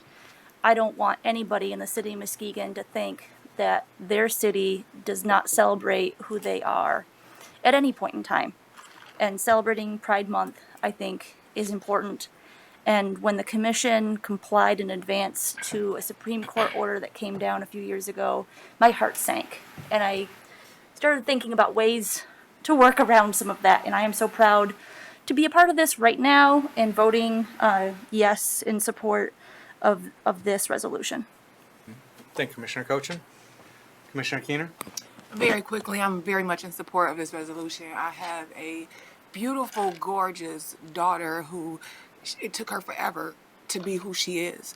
And she is very much proud and gay, and I'm just so very proud of her for standing up as bold as she stands up. And especially this is one of her favorite times of year because it's also her birthday month, so she celebrates hard.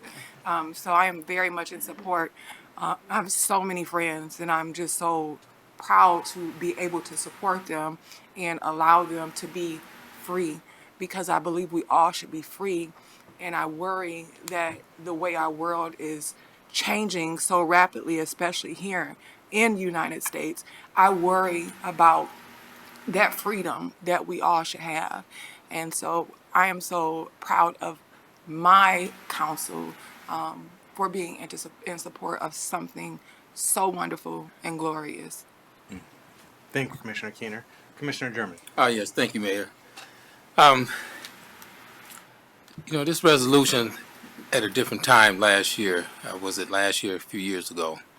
I struggled with it because sometimes you don't know what you don't know, okay? But when you take the time to talk to people and research, and I've done that, because last year at that time I voted no because, and the reason why, because I look at the diversity, equity, inclusion, and I asked the question, and not to offend anyone, why doesn't Pride Month include heterosexuals? And looking at it from an inclusive standpoint. So after doing my research and talking to people from the LGBT community, and I have family members also that's part of that community, I got a better insight. So I was able to relate and to understand, because there's nothing wrong with asking questions. The thing is, if you don't ask the questions, you will go through life thinking you know something that you don't understand. So to that point, you know, and Mayor, you mentioned this in the resolution, the was it the Stonewall Uprising in 1960. I went back, looked at that, and then also it talked about, you know, Pride Month, you know, how a group was marginalized, you know, and and you know, it does not suggest that heterosexual people are less valued, but it has it has their own face, something that LGBT community systematically face these barriers. So once I started to do the research and talking to people, I understood. So I will support this, you know, and based on the fact that, hey, we all can learn from each other if you talk to people, because first of all, I believe in people, you know. My thing is we're human beings first, and once you understand, you know, different races, different cultures, different communities, it just makes you that much knowledgeable about life and appreciative about things, that you can respect the difference between cultures and different people. So I appreciate, you know, Mayor, you bringing this on, and the things that our commission do to make our city inclusive, and let's move forward. Thank you, Commissioner German. I appreciate your commitment to learning and listening and evolving. Commissioner Gorman, anything you wish to ask or add at this time? I'm very excited to celebrate Pride in the city of Muskegon. And, you know, we had shirts last year, the year before, that said you can be who you are in the city of Muskegon. And I just love that. That is such a true statement. Very proud to know so many of you involved in Muskegon Pride, and appreciate that so many of you showed up today. I know many of you know you can trust your commission to be there for you, but it is very powerful to have you in our presence. And so I really appreciate you taking the time to join us this evening. Thank you, Commissioner Gorman. And I too wish to thank everyone that came out this evening, and I know several people had to leave. We lost half the folks here because this meeting went on longer than expected, but I do very much appreciate everyone who showed up today and supported this, and not only showing up today, but showing up day in and day out throughout our community, and not shying away from being your true selves and celebrating our community. I am so proud of this city commission. I'm proud of the community that elected this city commission. This is our most diverse city commission in Muskegon's history in a number of different ways, a number of different demographics. It is the very first city commission to have a woman majority. It is the first commission to be chaired by a gay mayor. I am proud too that Muskegon is unique and maybe the only municipality in this state in which the mayor, the vice mayor, and the city manager are all members of the LGBTQIA community. That sets us apart, and I'm proud of that. And I'm proud of this commission not shying away from DEI, not allowing that three-letter acronym to be turned into a four-letter pejorative. It matters. It's important. Diversity is important. Equity is important. Inclusion is incredibly important. And so, while there may be forces against such, I'm confident that we will hold steadfast and hold that line. And I appreciate my commissioners. I appreciate our community. Thank you. And happy Pride. And so, speaking of Pride, let everyone be known that the Pride Festival is the first Saturday in June. That is June 7th. And there's a parade that kicks it off at 10:30 a.m., followed by opening ceremony in Hackley Park.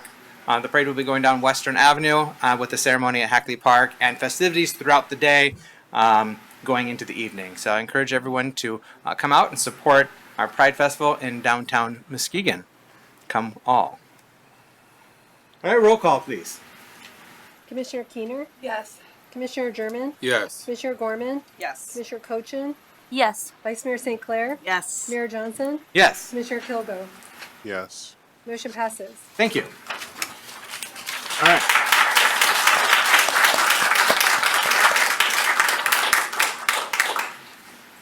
Before going to the next item, I did want to update. I meant to update this previously one. For folks that were returning after that intermission, I did want to acknowledge, because audio was having issues, so people couldn't hear us, but there was closed captioning. I did want to acknowledge that Ms. Novak was able to leave of her own faculties, and she'll be returning at a future date. We ended up tabling that item with regard to the lot sales over on Allen Avenue, and that will be returning to the City Commission on June 24th. All right, now we've got both of the resolutions out of the way. We're going to move on to item H on the consent agenda, and that's amendment to the zoning ordinance definition of family. Commissioner Kilgo. Thank you. I move that the request to amend Section 2 of the zoning ordinance to be amended, the definition of family be approved as presented. Support. We have a motion by Commissioner Kilgo, supported by Vice Mayor St. Clair. Good evening. Can you introduce yourself? Mike Franzek, the Planning Director. A couple months ago, I talked to you all at the work session meeting about a need to change our definition of family. It's kind of causing some problems, and we know that there's a lot of people living in households that don't meet the definition of family. We actually have two definitions for family in our ordinance right now, and kind of leaves some confusion for us on how to enforce on it. It's not the easiest thing to enforce on anyways. But the first definition is anyone related by blood or marriage or adoption, plus two other people. And the other definition says basically anybody that's living together and sharing household chores and cooking and eating together can be a family, but then it throws on a square footage requirement for the size of the house. And that can get to be a lot of people. We did the calculations, and a 4,000-foot house would allow up to 17 people. It's a pretty big house, but we do have some of that size. So a 2,000-square-foot house could allow up to possibly 8 or 9 adults, which when we were first looking at this ordinance, we thought maybe we could even get rid of the definition of family. It's something that different communities are looking across the whole country. Some states have even outlawed zoning ordinances defining a family in certain states. We thought about that, but we were also asked to look into a single room occupancy ordinance, which we'll be talking about next. So I think that there is some desire to have regulations around housing with lots of adults living in it. The definition that we've come up with, I think, would work great. It basically keeps that first definition, but adds in 2 extra people. So it could be up to 4 unrelated people plus the family. So that would be actually 5 unrelated adults that could live in the same household together and meet that definition. Another reason we do not want to have that many people in a house is we do have concerns from some of our other departments who have seen what can happen when there's too many adults living in a house. Specifically, a house that was built in the neighborhood for a single family type of household, and they may not be that well equipped. They may not have a hot water heater that can have 7 adults taking showers during the day. There could be lots of issues with storage. It came up with, there was just a house on East Walton Street, and they found out there was several adults living in there as well. So it does put a lot of stress on our more traditional types houses. So what we really tried to do with this ordinance is define the family, so you could have up to 5 unrelated people in our traditional houses. And then we also have a definition for boarding house, which we would like to amend just a little bit, and that could be for 6 to 8 people.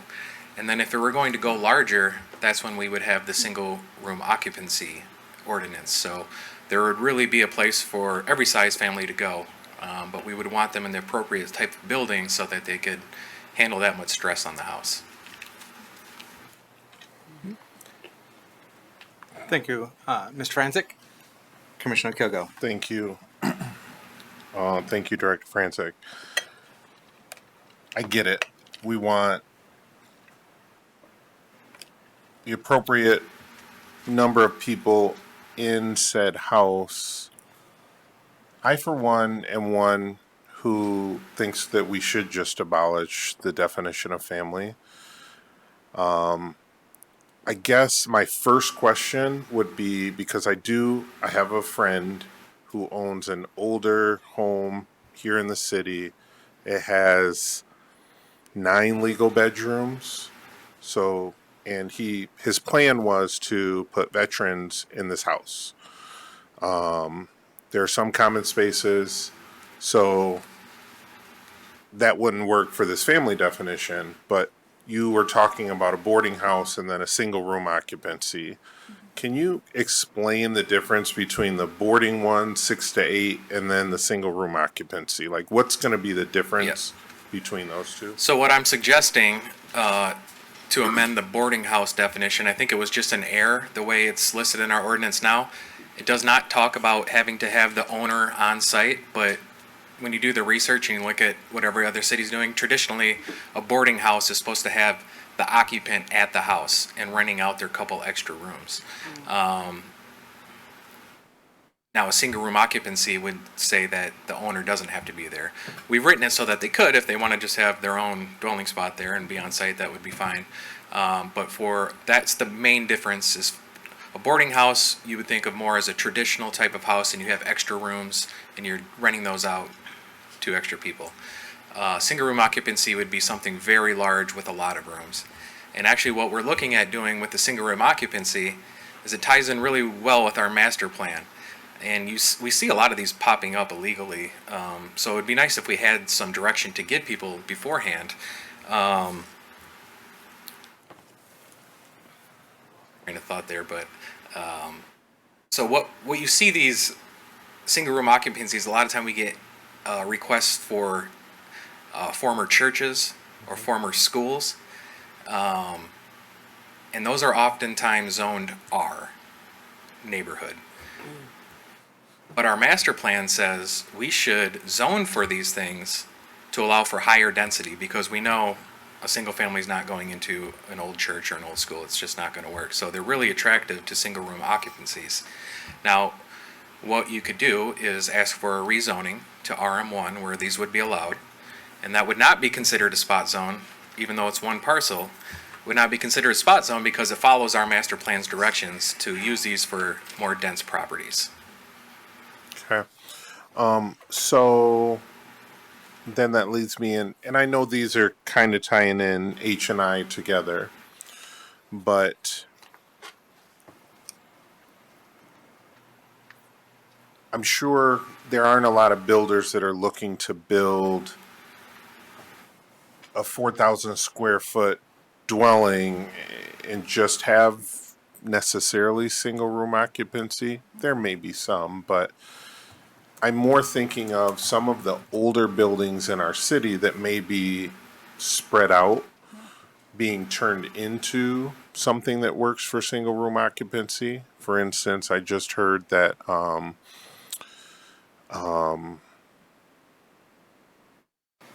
I can't think of the name of the nonprofit, but there's a nonprofit and they had a building and they were housing young men in it. And it's kind of right in the middle of a neighborhood. And they're going to be looking to sell or lease that building out to someone. Yeah. And so these buildings have to be in a certain zone to then become a single room occupancy? Yes, we're asking that they be zoned to the RM1 district because it kind of meets the same type of density as you would if it were individual units. Okay. Then back to the family thing. Can you explain to me how we landed on 4 plus family, so 5? How we landed Yeah. on the number 4? Yes. There's no perfect science for this. I attended the National Planning Conference a couple months ago. I actually went on a tour to a single room occupancy they went, and while I waited in line, I got to pick the brains of 10 other planners from around the country, and they're all made up. Some say 4 people, some say 6 people, some say 2 people. Some have abolished the definition of family altogether. What we know, just from talking to people, is blood and adoption plus 2 is just not cutting it. There are a lot of people that are living afoul of the zoning ordinance. It's not that big of an ordinance, but you know, it's tough to enforce. But we'd like to make more people conforming to that. And we also have other groups too that are doing things, really good things in the community. Step Up, you know, many of you may remember them. They went through the special use permit process to help people that have graduated out of the foster system to live together. Well, some of their houses, they only don't meet the family definition by one person. So we got to put them through all this process to go and get approval for something most people are doing without even asking permission for. So it would help more people that I think are just going in on houses together, renting them, buying them. It would help groups like this. We have Fresh Coast Alliance does a lot of work in the city, and they're putting together people that are either coming out of rehab or the prison system, and they're putting 4 or 5 adults in a house that we have no idea about. We're not getting any complaints. They're not bothering anybody. So it's just kind of a number that we're noticing that are going in there. We're not receiving a lot of complaints. And then also talking with the other departments, especially the inspectors, is when do you start noticing a lot of issues? And there was just an issue on East Walton Street where there were, I think, 7 adults living in a pretty small house, and it caught fire, and I think everybody was thinking that's right around the threshold where you start noticing some issues in the stress on a house. Thank you. The last thing I'll say is, because we're mostly talking about adults, if there were 6 adults living in a home that fit those adults, most adults have the capability to know if that living situation would fit them or not. So I just don't feel comfortable capping us at 4 plus a family. So I think that we should be a little bit more broad, because most adults will be able to make that decision for themselves. And I understand there was an incident and there was a house that caught fire and there happened to be 7 people living there. It could have just as easily been somebody that lived by themselves or a family of 7 that lived together. So I'll leave it at that. Thank you. Thank you, Commissioner Kilgo. I don't remember who made the motion support. Was that Vice Mayor St. Clair? Vice Mayor St. Clair as the supporter of the motion. So I like the idea of broadening the definition of family. I would like it to be as broad as it can be.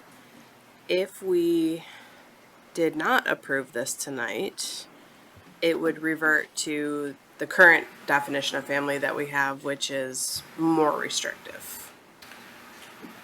Well, there's 2 definitions. The first one is way more restrictive, and the second one is probably not restrictive enough. So it sounds like this is a problem that we have to resolve. Whether we like this definition or not, it doesn't seem tenable that we would have 2 separate definitions that look really different. Yeah, it makes it a nightmare for trying to enforce. I do think we need to change it. I'm not set on 4. If you want to recommend more, I'm all for that. So I just don't think we should go too high, because like that house, we did get calls from the neighbor before, and they were all wondering, is this there's a lot of people in there, and they're just wondering, and it's kind of hard to tell them if they're breaking the ordinance or not. I don't know who's in there. Sure. Okay, so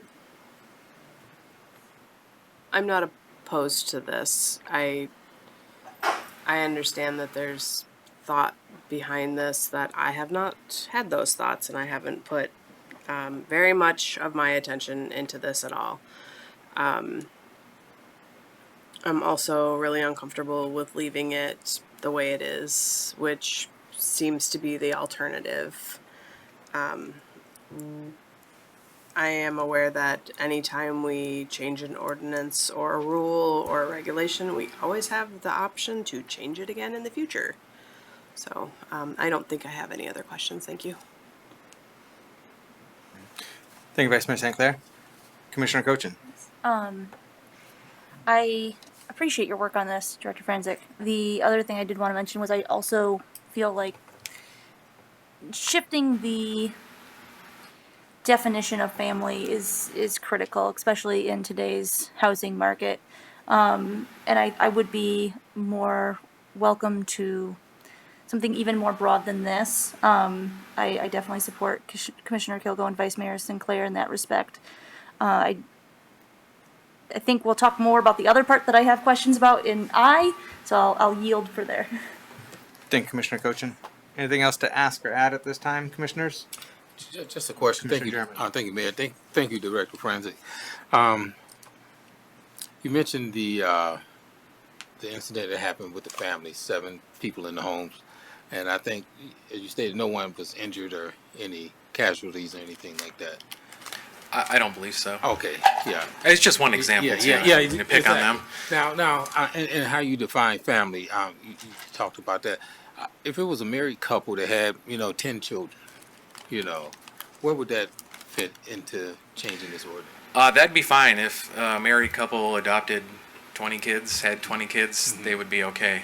We're not trying to restrict that, but I think it is a little bit different stress on a house when it's that many adults who probably all have a job or all taking 1 or 2 showers a day, using the stove, the microwave, all the appliances. It can be a lot of people in a small house. Yeah, and as you stated, we talk about the housing crisis, jobs, situations. People cannot afford to just live in the way that others do, and we have a huge problem here. Now, I heard you mention some churches and things like that. It put me in the mind of Greater Grace, Miss Starr, and what she's doing. Not only, how would this impact that situation? And you're familiar with Miss Minister Starr, what she's trying to do, and then the point of price for tenants that stay there, is now that's affordable. We're talking $300-400 the space, and I think some of the commissioners probably got a chance to see that facility before the damage was done. She's in the process of making those renovations. I think she understands, and what her mother has done with that church, I think it may not have been intentional at that point in time, but it's working. How can the city support organizations like that or a ministry like that to keep where, if you change this the definition, where it doesn't affect them in a negative way? Yep, that's a great question. So we actually wrote this kind of with her residents in mind. That's kind of how we saw. She's one of the examples that we see. These are attractive, these types of buildings.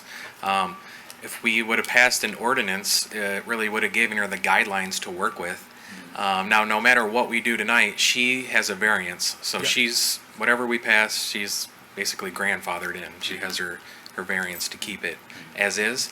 I think she has 18 units or 21 units maybe. Pretty close. Yeah, and it's kind of tight down there. They're all in the basement, but the way we wrote the ordinance, it'd be pretty close to allowing that. I think she might have had to, if she was coming to us after the fact and she didn't have the variance, I think maybe she'd have to eliminate maybe a room or two.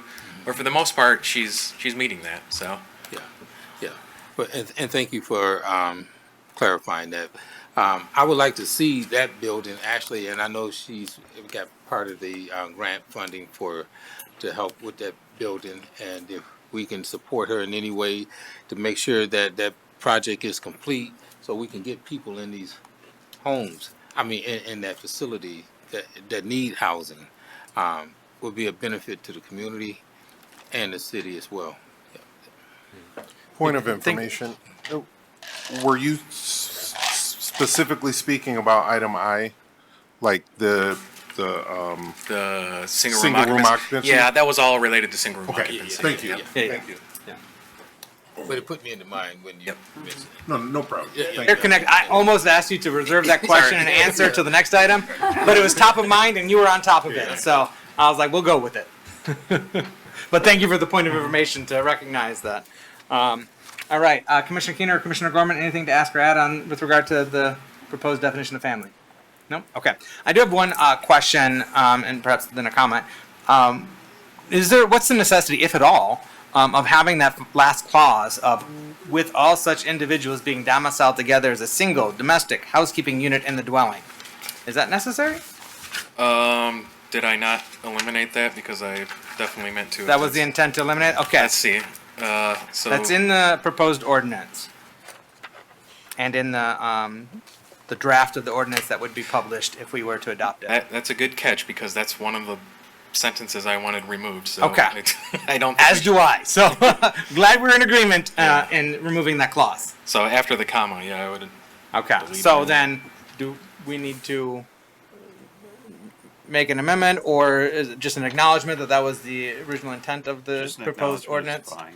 Okay. So I'm going to read the proposed ordinance for the definition of family, which is to become one or more persons living together and related by the bonds of blood, marriage, guardianship, foster relation, or adoption, and not more than 4 additional unrelated persons, period. So with that being the case, I'm comfortable with this. That was my understanding as it came to the planning commission, and that was their intent in making a recommendation to the city commission. I do support that. This doesn't have limitations on multi-generational families. This doesn't limit them to only 5 people. Multi-generational families can have numerous people live in the same dwelling.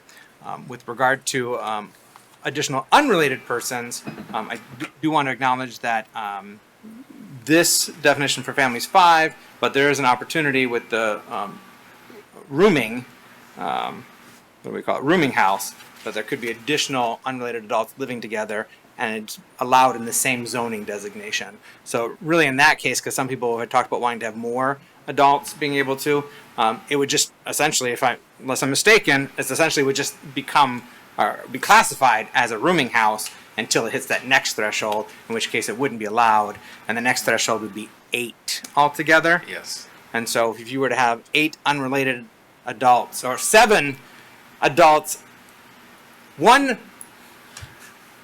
So a family would be 1 person and 7 unrelated adults. Yeah. That would be, oh no, with the rooming house, it'd just be 8 unrelated adults, may or may not live on site.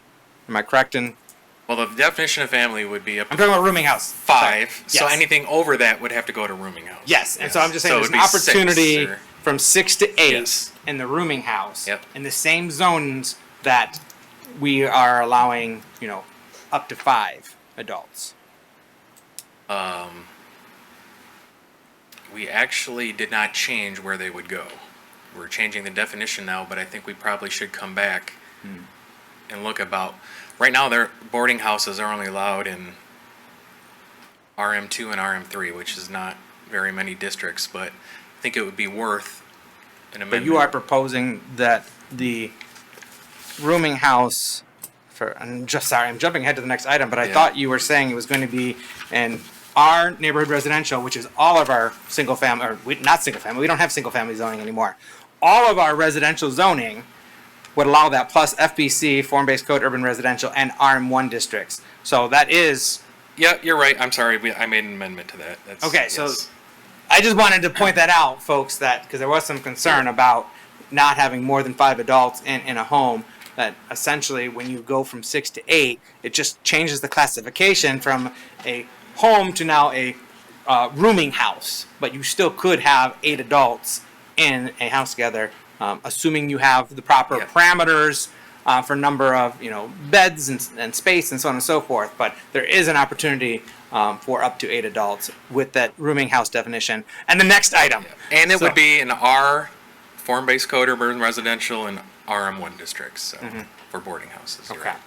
So I'm comfortable with that as is with the removal of that clause, and knowing that when we get to the next item, there's opportunities for the rooming house and the single room occupancy. We're going to go to Commissioner Kilgo and any other follow-ups. Commissioner Thank Kilgo. you. Yeah, I'm not trying to be difficult, but this is what I'm thinking. If we, and I don't know if there's any support to go from 4 to 6, because I know the planning department and you've done a lot of work on this, and I appreciate that, Mike. But if we went from 4 to 6, 6 plus 1 is 7, then we're at a number of 7, and then from 8 on, we're at the other one. Why not just move it to 6? And here's why I say that. We just had a room full of family, people that consider themselves family, and they all might say, hey, we want to get a house together. They're all more than capable of living together, but if our ordinance says, well, only 4 of you plus a family can live together, and there's 6 of them that want to live together, then we just kind of set ourselves back. So that's what I'm thinking. I would be happy to amend my motion to make it 6. I just want to put that out there. So that would be 6 plus 1, or Correct. that would be 5 plus 1? 6 plus 1. 6 plus family. Plus 7. Okay. There are certain houses in our community that are older and bigger homes. We understand that if it's a 2-bedroom house, the majority of sane working adults aren't going to say, hey, let's 8 of us, 7 of us live there if it's a small 2-bedroom home. But thankfully, we have some beautiful, bigger homes in our community that can accommodate more people.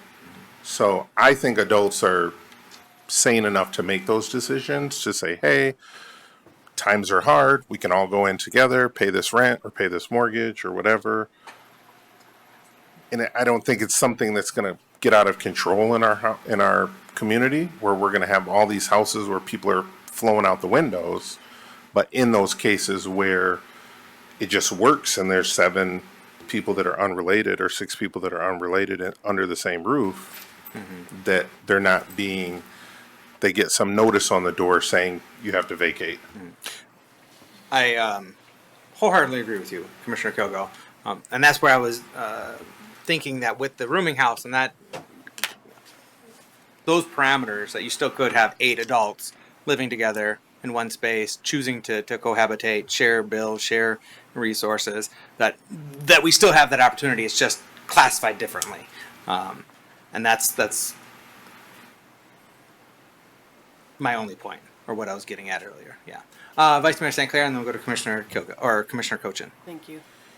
I'm just thinking of my own young adulthood. I lived in several instances with 5, 6, 7 other adults that were unrelated, in large old houses around West Michigan. Sometimes I shared a room and sometimes I didn't. A couple of those were rooming houses or boarding houses, but many of them were just large houses that one person held the lease and the rest of us just sort of rotated in and out because that was how I could afford to live. Is there any difference in regulation, or would there be any consequential change in between whether it was considered a family home or a boarding home with this? My concern is that there is no gap, that people fall in between. Okay, there's 5 unrelated adults. We are no longer considered a family, but we're not big enough to be a boarding house. Is there a gap there? Well, the boarding house would have to have either the owner or the property manager on site. So then we do have a gap in between, yeah, I would like to have that gap bridged, because I think that there are probably a lot of people who live in this community like that. If you have a 4-bedroom house, which isn't, my house is 4 bedrooms, you know, so if I had a handful of people sharing rooms, because they're large enough, I could have people in my rooms, I could very easily go over what is allowable, and perhaps have, because I have throughout my adult life had a variety of people flow through my house. So I would be concerned about there being a gap that people would fall into in between family and what could be the next option.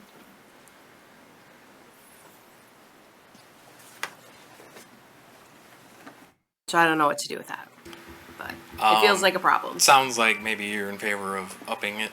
I think a so, little bit. yes. And I am too. I mean, to jump on that or piggyback on that, is there any, if we, let's say we were to just up it to 7 or 8, let's say it was 8, do we just get rid of rooming house? Is there still a need for a rooming house if we, expanded the family to allow up to 8 unrelated individuals in a home? Would we even have a need for the rooming house classification? I'd probably hate to give an answer on the spot like that. Understand? No, that's perfectly fine. That is perfectly fine response. Yeah, something we could always amend at a later date. Okay. Commissioner German. Yes, thank you. Oh, I'm Mayor. sorry. I skipped over Commissioner go ahead, Cochin. go ahead. I'm going to go to Commissioner Cochin and then you to Commissioner German. Commissioner Cochin. Thank you. I second Commissioner Kogo's sentiments. I feel like upping the number to 6 would be, appropriate. I don't want to see people falling into a gap. And the other thing the reason why I raised my hand initially was I wanted to ask you, Mr. Mayor, and also Director Franzik, but what we're talking about is that changing from a single family home to a rooming house or a boarding house, but that changes the zoning that's required, correct? Like, we're talking about Not something- with the rooming house. That's why I was pointing out that rooming house is allowed in the same zones. which is RM2. No. No? It's, I made a mistake on that. He was correct. Okay, all right. Okay, that's good. I just wanted to confirm that because I was concerned about that as well. Yeah, to me, I feel like this needs some more work. Thank you, Commissioner Cochin. Commissioner German. Yes, thank you, Director Francis. And I want to ask Commissioner Kyogo, you're in real estate, you see these things. What would your ideal number be for having number of people in a home?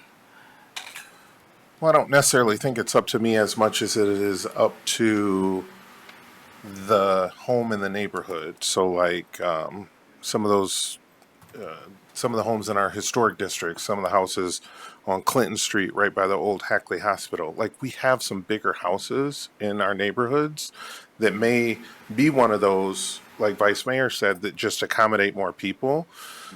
And also, like Vice Mayor said, we can always change it later. I wanted to hear everyone's opinion, but I would be happy to amend my motion, up it a little bit, kind of see how it goes. And if we need to change it later on down the road, we can change it. All right, well, thank you for that insight.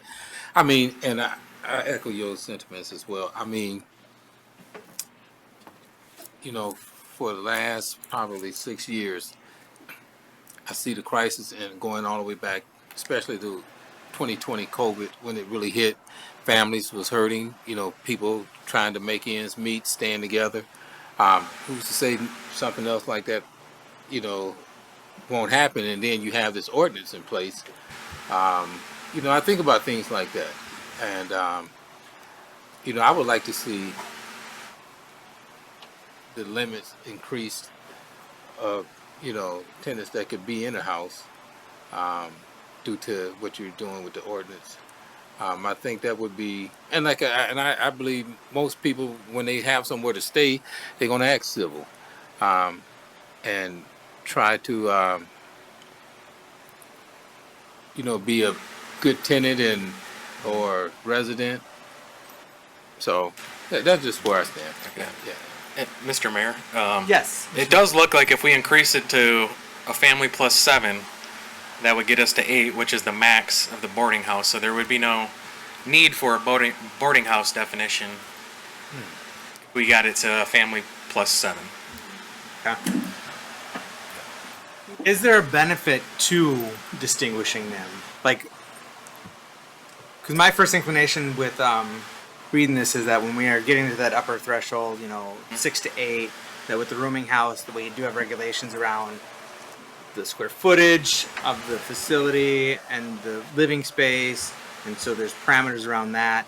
If we were to say a house in the other district could have up to 8 unrelated folks, we don't have the same regulatory controls or safeguards in terms of making sure there's adequate space for them to live in, and it doesn't become a case where people are living on top of people on top of people on top of people, and is overly stressing that facility and then perhaps even the neighborhood with excessive density in a single dwelling space. Well, I think the reason boarding house was adopted by the commission a long time ago was because it was breaking that family definition, and I think having the owner or property manager on site gives either the commission or staff at the time that assurance that there's going to be the owner is going to be there and kind of keep an eye on things. I think some good points were made tonight that 7 adults can kind of manage themselves. Maybe once you get up to 15, like a SRO, then that probably gives us some worry.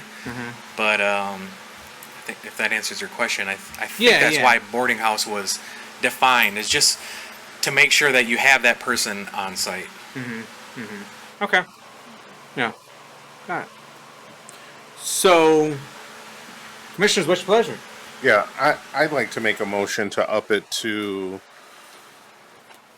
the number that's required to eliminate the boarding house, which you're saying is 7? 7 plus family. I'd like to amend my motion to amend section 2 of the zoning ordinance to amend the definition of family to be 7 plus family to be approved. Support. All right, we have a friendly amendment by the original maker and the supporter.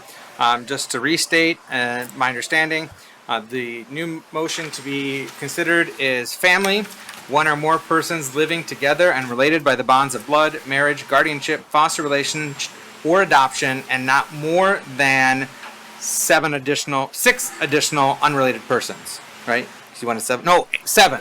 7 additional unrelated persons. And we have. So for clarification, the first vote would be change the number from 4 to 7. Then a second vote. Do you want to accept that as a friendly amendment by each of them? No. You want it to be a formal amendment to it? Okay. So we're going to take this as a formal amendment to the motion to update the language to reflect not more than 7 additional unrelated persons versus the original motion of 4 additional unrelated persons, taking us from a total of 5 to 8. Does everyone understand that? So we're going to vote on the motion to amend. Once that's been decided, we will vote on either the original proposed motion or the now amended motion. Has everyone understood? So the amended motion right now is what we're going to vote on the motion to amend. Right now. Just changing the language from 4 additional unrelated persons to 7 additional unrelated persons. So. Does this also include the changing of the language to go to the unrelated persons period? Yes. This is stopping at period, is that how unrelated it gets persons. There's no amended? additional clause. No, we took that out. That's under the original motion. Okay. But that has been removed. Wanted to make sure. Thank you. Yes. So I'm going to read.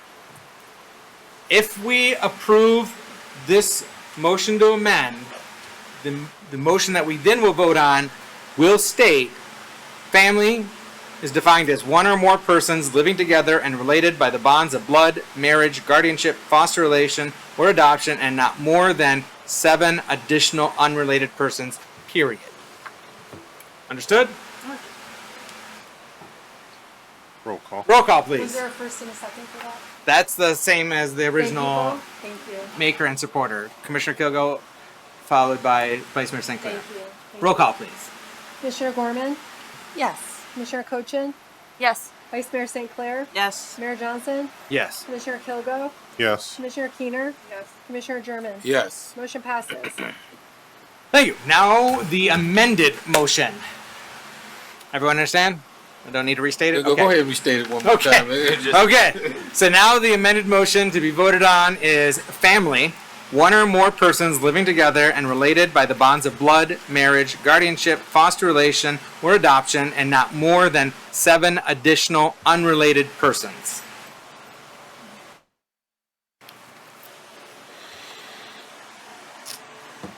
Understood? All right.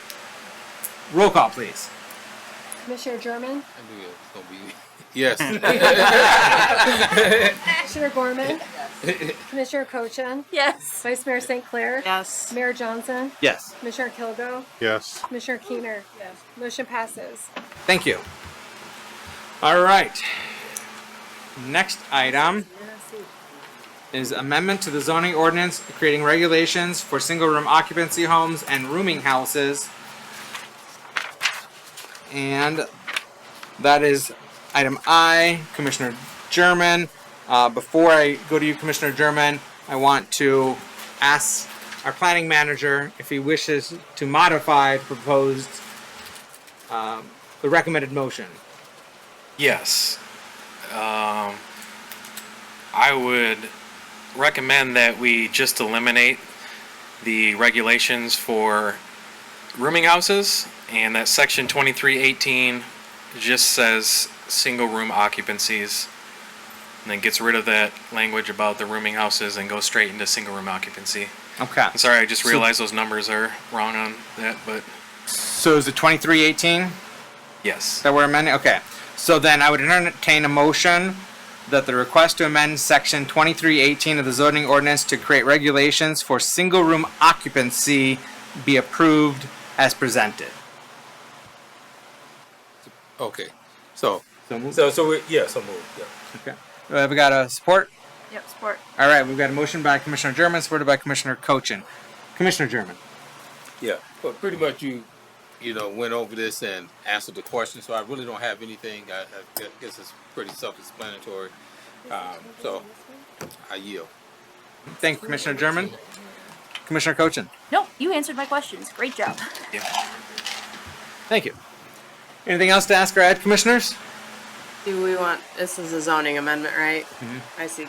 Yeah, we should wait. Commissioner Kilgo running we'll that. wait. Okay, I will ask a question. We'll wait then. for a seventh person. I was going to make a Yeah. statement, but. Oh, you want to make Go a ahead. statement? Go ahead. Well, no, I was just going to comment that it ties into our discussion just a minute ago that when it comes to those larger, older homes, my personal preference is to see them remain intact. And so if you can have multiple, adults cohabitating there rather than having to carve them up into multiple units, that's my personal preference. I like that. That's a better approach personally. And I just wanted to share that and acknowledge that. So I appreciate the discussion that the commission had and the concern and issues raised by Commissioner Kilgo and others. So now we are all in together. Did you have a question before we go to vote? No. Okay. Roll call, please. Commissioner Cochin, Yes. Vice Mayor St. Clair, Yes. Mayor Johnson, Yes. Commissioner Kilgo, Yes. Commissioner Keener, Commissioner German, Yes. Commissioner Gorman. Motion passes. Thank you. All right. Before we get on to the public hearing, I would request the commission to suspend the rule. I hate doing this because I spoke against this last time. Darn it. You just Well, that was expend the rules to give more time. This is to allow someone to speak now rather than wait till after the public hearing because they've waited so patiently and we're already 3 hours in and I would like to give them the opportunity to speak now. And that's Felicia Wilson. If I'd be the happy commission to would be make willing. I'd be happy to make a motion to move general public comment to now. Oh, Is that what you were looking for? I was asking you to suspend the rules to allow public comment from anyone in the audience wishing to give public comment. Correct. Same thing. No. Yeah. Okay. We're still going to do a general public comment at the end. Okay. That's all. That's the only clarification. Okay. Gotcha. Because we're still doing one at the end. Yep. So we got a motion from Commissioner Kilgo. I think did you support that, Commissioner Keener? All right. Roll call, please, on that. Is that understood what that motion Vice Mayor is? St. Clair, Yes. Mayor Johnson, Yes. Commissioner Kilgo, Yes. Commissioner Keener, Yes. Commissioner German, Yes. Commissioner Gorman absent, Commissioner Cochin here. Oh. A yes from the audience from Commissioner Cochin. All right. Thank you, commissioners, for that. Ms. Felicia Wilson, thank you so much for your patience. We were about to go into a public hearing with a whole long budget presentation. Might have kept you here another hour, so I wanted to, be considerate of your time. Get up at 4 o'clock. And welcome you here. So please, you have up to 3 minutes to share your input with the commission. I am Felicia Wilson. Am I to tell my address? Nope, I've got Okay. it. Got on file. Joining from no, that's not Oakview. That's the Nelson neighborhood. Okay. Nelson neighborhood. Coming here, having a heart and understanding for our unhoused men and women in Muskegon community. But I'm also really saddened by my coming home and being interrogated, questioned as to why I am looking at them when they are intruding into our space. Adjacent to my property is 1600 Glaze Street, which there used to be a home there, but it burned down a couple years ago. And so this property is now owned by SNR Cato LLC, which it's a vacant lot and it's not maintained by the owner at all. Since they acquired the lot, which I believe is in 2019, they have never cut the grass, and they don't come at all. I've called the police more than 7 times, and they have honored and come because they do know me, because they are at the school I teach at. And so they've honored and they've come and they've talked to the individuals that are there, but they've pretty much just told me there's not much that they can do unless the owner is to hopefully erect a sign or two that says no trespassing of some sorts. I shared with you, if you saw the package there, that had some photos. That's just some of the images I see from my bedroom window, from my bathroom window, from my side deck. One, I went out there just today, there's just trash strewn everywhere. They are urinating on the area. They are just gathered there, and they have turned that area, which is very close to my property, into their free space. Even inquiring, if I look, why am I looking at them? And I just don't know what to do. I don't know how to contact the owner of the property. If there's some way he can be contacted to say, hey, would you put some signs up? Then the police said that they can enforce something if some signs are there. I'm just at a loss. And they just keep getting closer and closer. As I watched them on yesterday, they were now not at the border between the Frontier Quick Mart's property and this property. They were closer to my property, just walking freely back to and forth. I finally fell asleep last night. They were out there to 11:30 on last night, and out there as early as often as 7 in the morning. I don't know what to do. So. Thank you, Mrs. Wilson. Okay, appreciate you joining us this evening. Appreciate your patience. Okay, thank you. And I thank you for sharing your concern and perspective with us. I will encourage you to reach out to our city manager and have a conversation with our city manager. Okay, thank you. Thank you. Is there anyone else in the audience that wishes to give input right now in public comment? This is not a formal public comment period, but just wanted to make an exception since we are about to go into a public hearing on a budget presentation that may last a while. So we're going to move on. There'll still be general public comment at the end. You want to speak now or do you want to speak at the end? Okay. Okay, we are going to... Oh, our city manager's having a conversation. We're about to have a public hearing. Does the commission need a bio break or are we good? No. We're good to go? Okay. Mr. Manager, you may begin your presentation. So what's going to happen here is the city manager is going to do a budget presentation. We're going to reserve and hold all questions till the end of his presentation. After we've exhausted our questions, then we'll go to a public hearing. in which we can receive input. People may ask questions as well, but we're not necessarily going to respond with answers. But folks may give their input and pose any questions that they wish, and that'll be part of the public hearing. Once that's done, we'll close the public hearing and move on. This budget will return to the City Commission at our June 9th work session. So commissioners will have another opportunity to ask questions and share their thoughts at the June 9th work session. And then it is anticipated to be on our June 10th general session for formal review and vote. So you'll have another opportunity to ask questions or give thoughts on the proposed fiscal year 2025-2026 budget. Members of the public will also have opportunities at those times to give additional public comment, whether input or questions. So, Mr. Manager, the floor is yours. Thank you, everyone, and I will try to move through this as quickly as possible while covering everything that is in here. Everyone received their budget books 2 weeks ago, both hard copy and digital format. This will largely follow what is in that narrative that you've already received, but just some highlights that I want to make sure that I hit.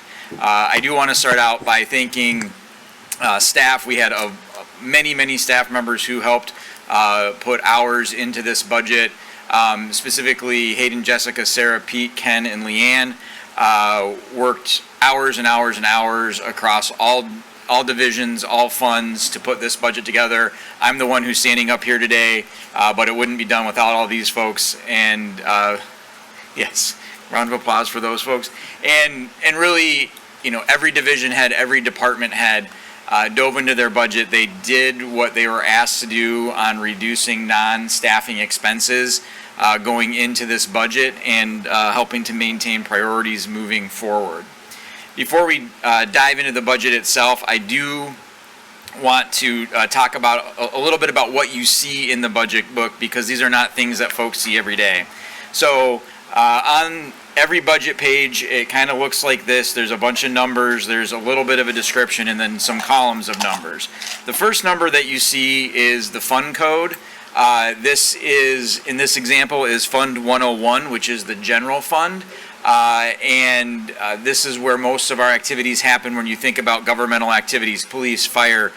This is where elections happen. This is where taxation and assessing and things of that nature all occur in the 101 fund, the city commission budget. The second number that we have, and some of the other funds that we have in the city, 202, which is major streets, 203 is local streets. We also have a variety of brownfield funds that are all in the 200s. We have Trinity Health Arena in 254. Public improvement is 445. Sometimes when I'm talking to you, I'll say the 445 budget. That's the public improvement budget, which is where we do things like buy fire trucks, buy property, stuff of that nature. We have the sewer fund in 590 and the water fund in 591, and there's probably about a dozen other funds. And the second set of numbers is the department code. In this case, it's a 000. Anytime you see a 000 in a department code, that is a revenue code. That means that's money coming in. Department 101, that's you all as the city commission. 172, that's the manager's office. 301's PD, 336 is fire. So those will change, and those are going to be different from fund to fund as well. The third set of numbers that you see in the budget is the account number. And this will be things like expenses related to staffing costs or supplies or continuing education, conference training and travel, things of that nature. And then lastly, something that you'll see not all the time, but from time to time, is a project code. So this last 6-digit code in this instance is breaking down an account code even further because we're trying to get some more detail or nuance through that code. In this instance, these are different rental fees that are coming in, and we're breaking those out. And if we move over to the right-hand side of the page, there's the 4 columns of numbers. The first column in the middle of the page is our most recently completed budget. So in this case, that's the 23-24 budget. The next one over, that's our current budget for this fiscal year on what the commission has approved. In the next one over, This is the activity to date. So in this instance, the activity to date is through April 30th, 2025, or about 83% of the fiscal year, 10 of the 12 months. And then in the last column on the right-hand side is our recommended or our proposed budget for the coming fiscal year, which is what we were going to be speaking about tonight. So what this does is it gives you a 3-year snapshot, previous, current, and future, on how the budget flows from one fiscal year to the next, as well as the activity to date in the current budget. I also want to talk about a couple key terms that are in my budget narrative and that I will talk about tonight. There's the Headley rollback. That is a 1978 Michigan constitutional amendment that limits property tax collection. That is very basic. It is a little more complicated than that, but overall the intent here is that cities will not generate additional tax dollars after adjusted for inflation than what was originally intended in the levy. And unassigned fund balances. And this is the amount of money in the city's bank account that's not been assigned for any specific purpose. The City Commission has put a policy in place that this must be maintained at 13% or more. The city's unassigned fund balance right now is about $5.6 million. The total fund balance is about $9.5 million. This 9.5 includes 1.8 million in budget stabilization, which is an emergency rainy day fund that we can use for very specific purposes, including revenue shortfall to help maintain staffing levels and or disaster relief for our funds within the city. So if we were cleaning up from storm damage and the Public Works Department and local roads had a lot of money that they spent that they weren't planning on, we could use that to backstop those expenses. So now we're going to dive into revenues for the 25-26 fiscal year. This breakdown on your screen and this pie chart are on page book. Sorry, on page book. They're on page 4 of your budget books. I've done this a couple times, so I apologize if I get a little tongue-tied. Looking down through here, the revenue categories are very similar to what we've seen in past fiscal years. I do want to point out that this year we are not using any unspent revenues. We do have a surplus budget that we are proposing, but we're looking at total revenues of $44.3 million, and the largest part of that revenue stream is income tax at 30%. There are a total of 13 categories, 12 active categories, and the percentages that you see here are the change from the fiscal year that we're currently in, projecting to end at, and where we're projecting these to be for next fiscal year. The only really nebulous category here is other, and some of the things that are included in other payments are payment in lieu of taxes, IFTs, our procurement card or credit card rebates that we get every year, which actually equals about $70,000, special event reimbursements, interest income, and gains on investment. So these are really kind of all over the place and don't neatly fit in one of our other categories, so we put those into other. We're now going to talk about some revenue highlights. State revenue, we're showing a 2.5% increase from the current fiscal year. This includes $467,000 in the Public Safety Trust Fund. This is new money from the state that we're projecting for next fiscal year, specifically related to police staffing. The other thing that we're looking at that's a bit different from last year is transfers from other funds. This is different in the past, specifically as it relates to perpetual care dollars at the cemetery. Transferring in is actually doubled in this category from last year, and that's because we're bringing in about $900,000. Most of this is coming from perpetual care from both the Community Foundation for Muskegon County and our 151 Fund, which is our perpetual cemetery care fund. This fund was established in the first decade of the century by a previous commission to build these funds up to be spent in the cemetery. We haven't really used these in the past, but the needs in the cemetery are increasing, and to keep this from cutting into things like parks, which falls into the same bucket as cemeteries. We wanted to make sure that we were utilizing these dollars. We're also going to be recommending that we take some of the balance of the 151 fund and move that over to the community foundation to increase that endowment to about $2 million, which will increase our annual pull on that account even more to make sure that that's sustainable into the future. Future draws will not be as much as they are now. This is just because we haven't used it in the past, but we need to be able to use it this year moving forward. And as I already noted, unspent revenues will not be utilized in the 25-26 budget, which is using money out of our fund balance.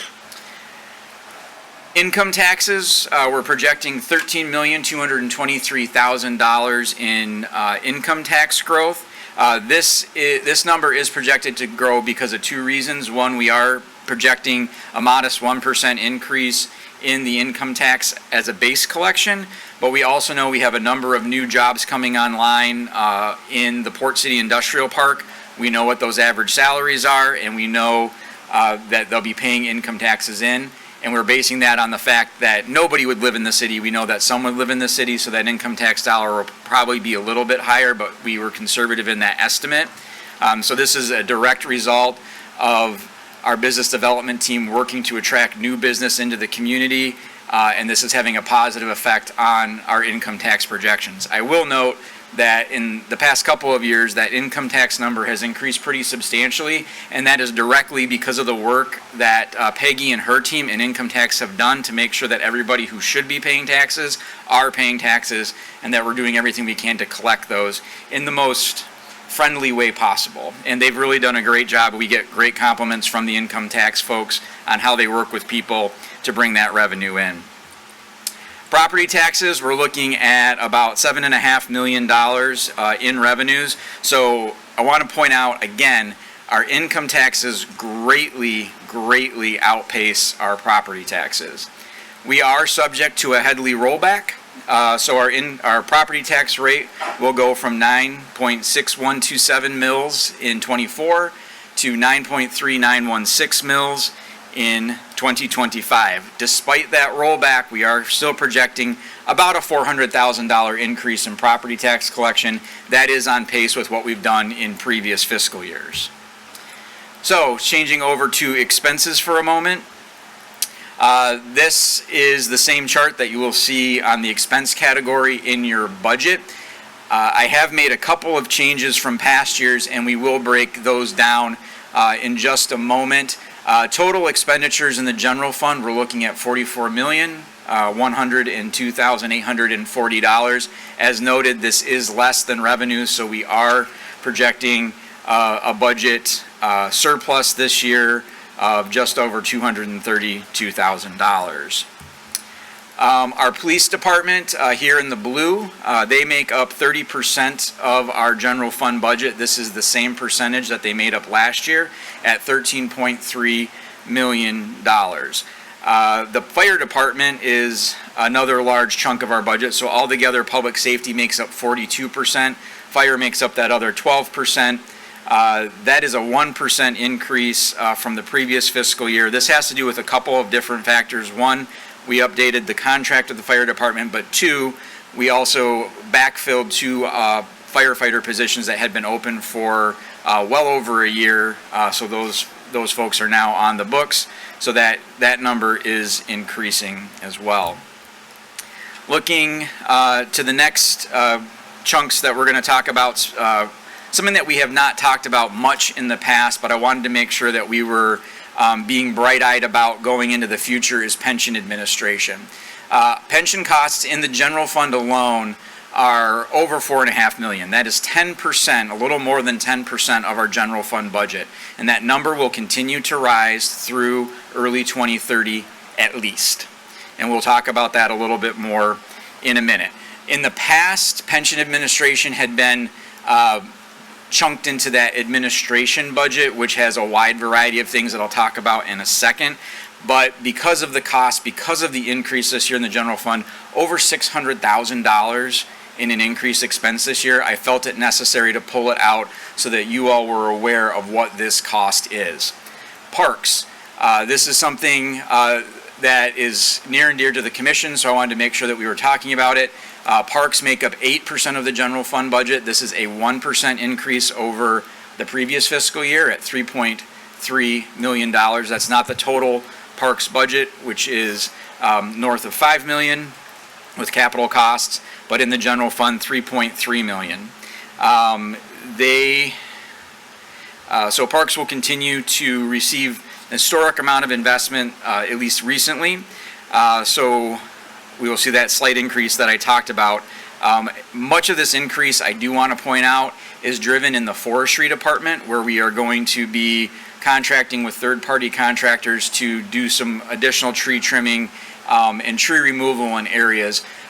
One of the wonderful things about our community is all of our oak trees. One of the challenges with our community is that those oak trees are all about the same age, and they were planted a little more than a century ago, or maybe 120 years ago, which is getting close to the life of an oak tree. So we get a lot of calls for those to be trimmed, to be taken down, and we need to be able to kind of keep up with requests as best we can. The good news is, going forward, our forestry department is actively thinking about the types of trees that we want to plant going forward, so that they don't all age at the same time and all have to be cut down at the same time and replanted. Continuing with the budget highlights, transfers to other funds. This is something that we've talked about before. This brings up about 2% of the general budget. This is a 24% decrease from the current fiscal year. However, transfers to other funds at the beginning of the fiscal year are things that are hard to nail down. About half of that goes to Trinity Health Arena, to $450,000. Often this ends up being higher because of deferred maintenance costs. We also have $200,000 that get transferred to the LDFA for bond payments at Harbor 31. Those will be falling off after the following fiscal year. And the general fund also often supports engineering services to the tune of $350,000 to $400,000. Those are employees of the city that we pay out of the general fund depending on the projects that they're working on. Administration, 26% of the budget. This covers various categories. This is a very wide category. Most of the categories in here are less than 10%, are actually a pretty small percent, so there would be a lot more slices of pie up there. There's two that make up pretty substantial portions: contractual services and debt services. So contractual services are things that we have ongoing contractual services: legal counsel, HR, and assessing. The latter two are with Muskegon County. And then debt service are bond payments that we're making, which are just over $1 million. Each of those make up about 2.5% of the general fund. So that right there is 5% of that chunk. Administration costs also cover things like the commission expenses, the manager's office, the entire finance and administration division except for IT, which is called out up here. So there is a lot of things that are going on in that administrative slice of pie. So I noted that the budget that we presented is in surplus by over $200,000. However, we also denied nearly $2.5 million of capital expenses in this budget to give you a balanced budget. And in a minute, I'm going to talk about the 5-year budget plan and what that looks like, keeping in mind that 5-year budget plan also has no capital out of the general fund in it. So some of the things that we denied for requests include $700,000 to replace the roof here at City Hall. There are active leaks in the building. In the winter, if you come into the planning office, there is an active leak right there in the entryway. Reconstruction of the City Hall parking lot out here to the south of the building. That area, there's some catch basins that are starting to fall a little bit. There's a lot of cracking and things of that nature. That parking lot does need a lot of work. We're going to do some patching as opposed to replacement this year. Replacement of the roof at the central fire station. This one, to me, is a critical one that we need to figure out how to do this one sooner or later. Not only is central dispatch in that building, not only is our fire department in that building, most of the IT infrastructure for a lot of the smaller communities in the county are in that building. and are contracted with central dispatch. It's on the first floor, so that's good. But all the central dispatch equipment, they're monitoring their call centers up there on the second floor. Replacement of our body cameras and our tasers. These two are also critical things that we need to do. Body cameras are an indispensable tool for our police department. We can't afford to replace those right now. And tasers, those things phase out over time. We need to replace those as well. That right there is $900,000 in expenses. I do want to note we are working with Senator Slotkin's office to try to get a congressional directed spending request through the Senate to cover those two expenses, or finding another way to do that, because those are expenses that we need to cover. Those body cameras last for about 5 years, and we're coming up on the end of service for them. Trinity Health Arena seating, that's something else that we have chosen not to move forward with. This is a need that's there for ADA reasons. That $500,000 is a low estimate. That's just the seats itself and not a lot of other work. This number actually creeps north of $1 million when you start getting into that work. I'm now going to hit on the enterprise funds a bit, just to highlight some of these areas. Water funds specifically, because of the actions of the City Commission in the past, we continue to make excellent progress on positively impacting the water fund's unrestricted fund balance. This number is affected, this number on the screen is affected by the net revenue over expenses and other factors, including the age of our infrastructure. The 23-24 number is an audited number that you can find on page 42 of our most recent audit. The fund balance projection for 24-25, our current fiscal year, is when you take the surplus that we're looking at for this fiscal year, subtracting that out to bring that negative number down, and then for the end of 26 or 25-26, that's adding that $227, almost $228,000 to that. So as you can see,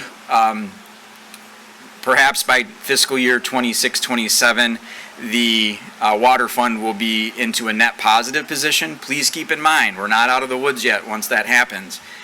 We need to continue to build that fund balance until we have about $6.5 million on hand to meet best practice of having approximately 6 months of operating revenue on hand at all times. These are not the audited numbers. There are other things that go into this number. This is just the cash that we're looking at having in the balance added to that. When the auditors come in, they look at other things to determine what that fund balance number is. So there are other factors at play here, but just looking at the cash position, we're going in the right direction.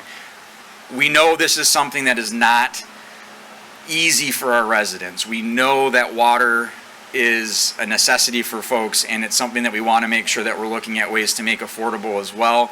The City Treasurer's Office, the Public Works Department have been working with Prine and Newhoff to come up with options for water affordability. We had talked about that at a previous Legislative Policy Committee meeting, but we need to continue on the path that we've been on with raising these rates to make sure that we're building this fund up to a point where it's sustainable going forward, and I'll talk about why in a moment.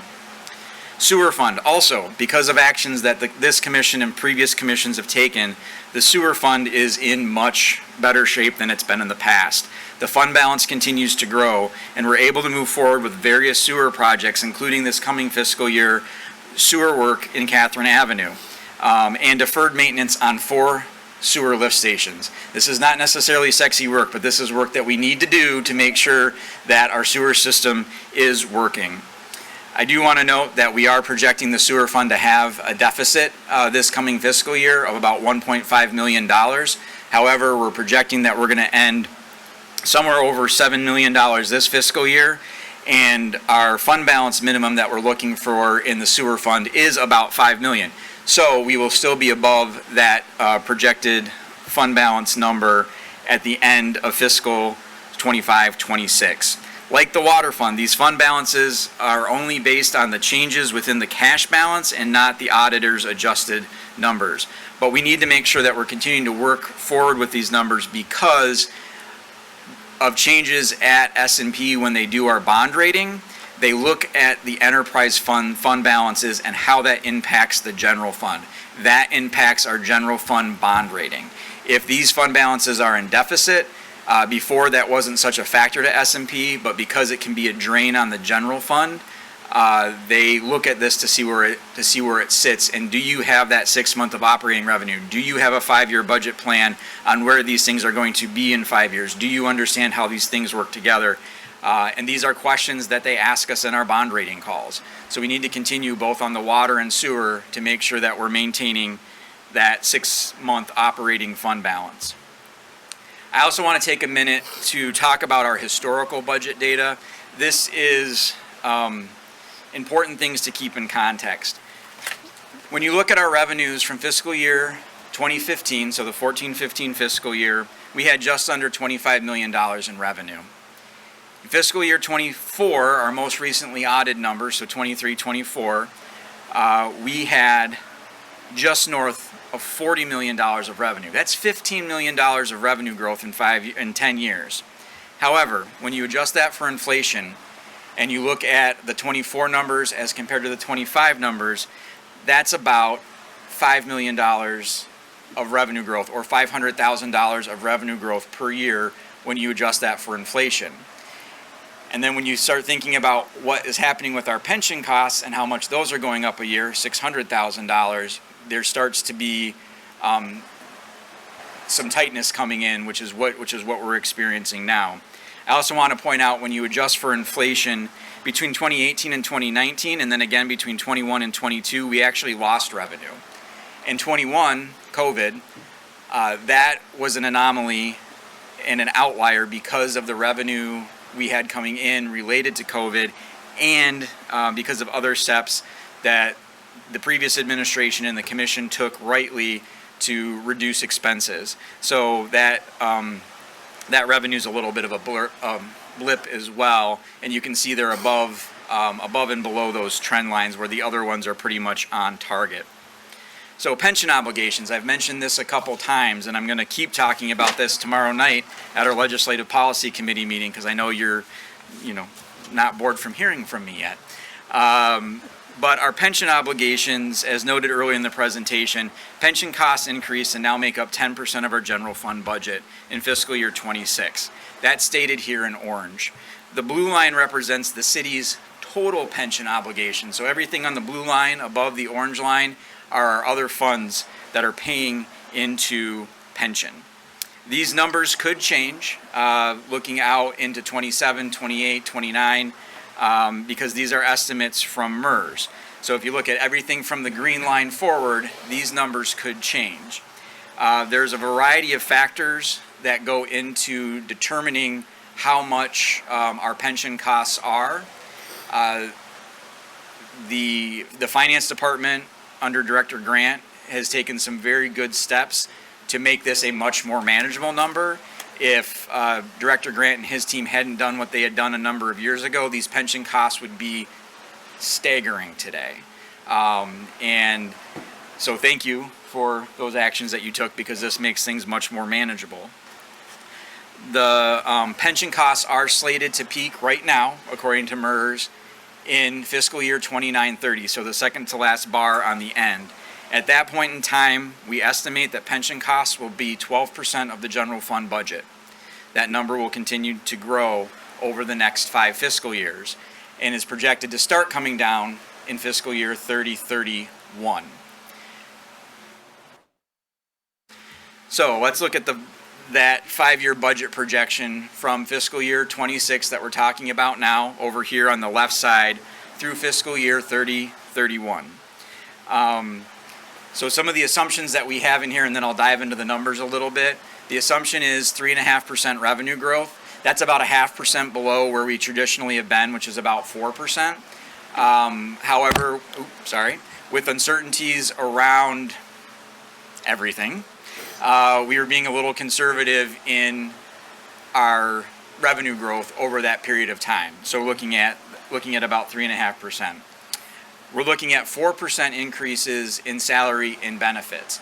Now, this is what we're factoring in related to known changes from union contracts and estimates on what healthcare costs would be. So we're already seeing that there's going to be a mismatch between our revenue growth and our increase in salary and benefits. And this is also factoring in a 1% non-salary increase in the general fund. Keeping in mind, this year I asked everyone to do a 2% decrease, and last year we asked or the current fiscal year that we're in, we asked everyone to do a 5% decrease in non-staff spending. So we're already starting in a hole and then trying to build our way back out of that.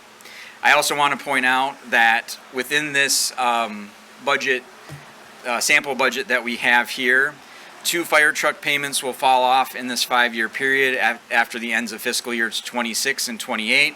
The LDFA payment will come off at the end of 27. So by 2029, we'll have $650,000 in debt payments that have fallen off. And that is where you start to see, between 28 and 29 is where you start to see that, that difference, or that the budget in the black increasing more than what it had been in the previous fiscal years.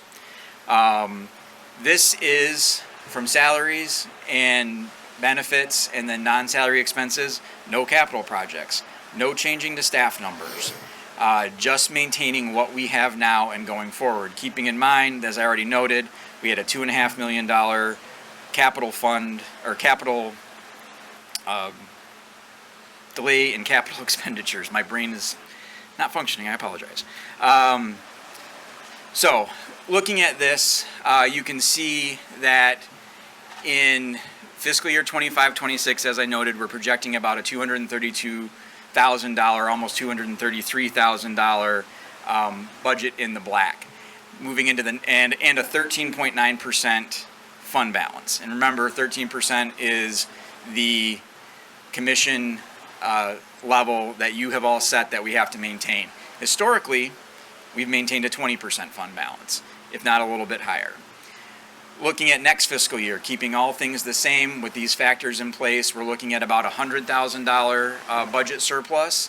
And that, even with that $100,000 budget surplus, our fund balance falls to about 13.5%. This is because our revenues continue to increase, so that number for the unrestricted fund balance needs to increase. 27-28, so we've had the LDFA payment fall off, we've had one of the fire trucks fall off. That budget surplus comes up to almost $400,000, and that the fund balance starts to increase. 28-29, about the same amount in that fund balance, or in that surplus, and an increase to the fund balance. 29-30, this is the top of the expense for our MERS payment, and we've had a number of fall-offs on debt payments, and we're over $1 million in a budget surplus and 16.3% in our fund balance. And then going into 30-31, we start to see that that MERS payment fall, but it's still above where it would be in 27-28, and we got about a $2 million surplus in the budget, and the budget fund balance hits 20%.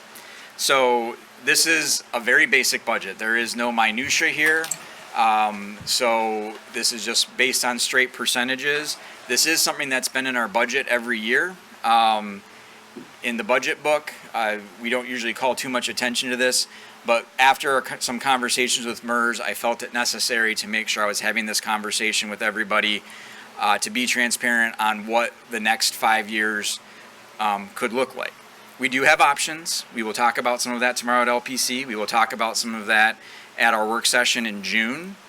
But this is if we do nothing other than just ride out where we're at right now, which is an option.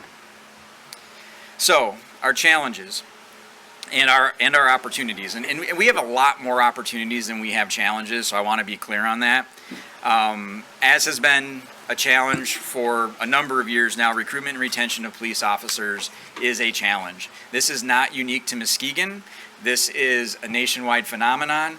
This is something that here in West Michigan, all of the city managers talk about. Sometimes in a joking manner, but usually pretty serious, because we're just cannibalizing from each other. People are moving from one department to another. So this isn't unique to us, but it is going to continue to be a challenge. And it's not all related to salaries and benefits. There's a variety of different factors.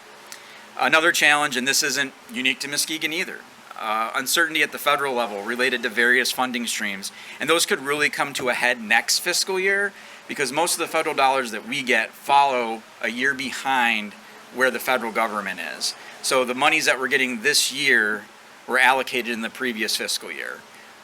The bill that just passed the House of Representatives this past weekend, whenever it was, is for next fiscal year. And that's when we could start coming to a head on things for us. And then that's also tied to the international economy. What happens with tariffs? What happens with inflation? What happens with a variety of different things? How does that impact our ability to deliver our services to our residents? How does that impact our revenue? Those are all challenges that we have. Again, these aren't unique to Muskegon. Opportunities. And this,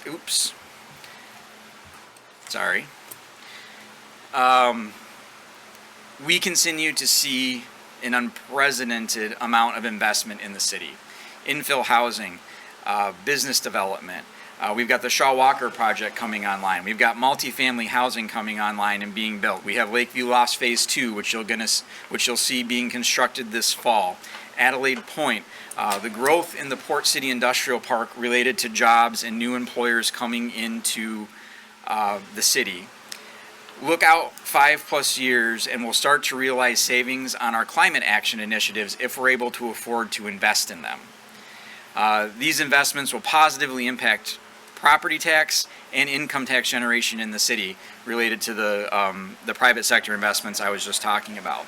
Additionally, these investments continue to make Muskegon an attractive place to live, invest, and visit, and is also a reason we need to be very cognizant as we move forward with these housing initiatives that we have to make sure that the folks who are here can continue to afford to be here, which is a priority of the commission and a cost to the city as we move forward with a housing fund, which is something that I talk about in the budget that we will establish as well, which will have its own revenue stream and will be moved away from the public improvement fund, which will allow us to make sure that the public improvement fund is set aside for things related to building roofs and fire trucks and the stuff that, the general stuff that we make the city go forward with. So future recommendations, something that I glance on in the budget and we'll talk about more in the future. This is not for this budget, but something to consider, is moving towards what's called a priority-based budgeting model. And this a priority-based budgeting model is a bit longer of a process. I'm sure that's not what the staff wants to hear or what the commission wants to hear. But after staffing costs and ongoing contracts, pension administration, and other fixed costs that we have in the budget, the balance of those funds are assigned based on commission and community priorities for the coming fiscal year. It allows us to be a bit more agile in responding to things as we move forward. Again, this is not something I'm going to dive into a lot tonight, but it's something that I want to start having a conversation on moving forward. So in conclusion, we're going into fiscal year 25-26 with a structurally sound general fund budget. I want to stress that. The general fund is doing what it's supposed to do. It covers the expenses that we have in the general fund related to police, related to fire, related to tax collections, related to elections. However, other funds continue to be a strain on the general fund and reduce our flexibility. And those were those other funds that I talked about a little bit before, the largest of which is the arena, which is usually around $500,000 plus every year. But even with that strain, we're projected to end this year with a small budget surplus. That is good, which will be added to the fund balance to make sure that we're maintaining that 13%, which is the commission policy. These are not easy decisions. These are decisions that you all have made over time to make sure that the city is going in the direction that we need it to go and that the staff is here to carry out those directives for you. Because of the bold action of this and past commissions, the enterprise funds continue to improve. That is something to be really proud of. If you ask the mayor, if you ask Commissioner German on where those sewer funds were 5-6 years ago, it was not a pretty situation. Those commissions had the vision to take those tough steps, and they were tough to set that in the right direction. And you guys have done that with the water fund, and those are not fun conversations. And I know you hear from your constituents. I hear from my neighbors. I am impacted by this. My family is impacted by this. everybody pretty much in Metro Muskegon is impacted by this because they are our water customers. We don't take those things easily. Those balances and the sewer fund are now at six months plus of operating revenue, which is great. And we have to keep these funds on track, as I noted before, because of how it impacts our bond rating for the general fund. I went a little bit quicker than I was intending to. We've been here for a while, so I apologize. As the mayor noted, we will have an opportunity to discuss this at the work session in June, and then at the first meeting in June is what we have slated to pass it. We have to pass it by the second meeting in June, so if it gets delayed, that's fine. Please don't, but that's up to you. So we're now into the discussion and question phase of the budget. Thank you, Mr. Manager. I appreciate your flexibility with holding off this public hearing and your presentation to the end of our meeting. It's been a longer than expected and an eventful meeting, and it hasn't helped that our chiller and our HVAC's not working too well, so people are sweltering. But we're going to open up to questions, and starting with Commissioner Kilgo. Yes. Mr. Manager, what I'd like to do is ask you some questions. You can either write them down or get the notes from our meeting, and because we're going to talk about these a little bit more, it may give us time to answer some of these questions. Yep. And not hold us here too long this evening, because I know that we've discussed some of these, but I think some of these questions I have just need a little bit more clarification. Yep. The first question, why are attorneys so expensive? No, just kidding. Okay, got the joke out of the way. The first question is, why are our police and safety revenues down so much? 15% is a large number for this big of a budget.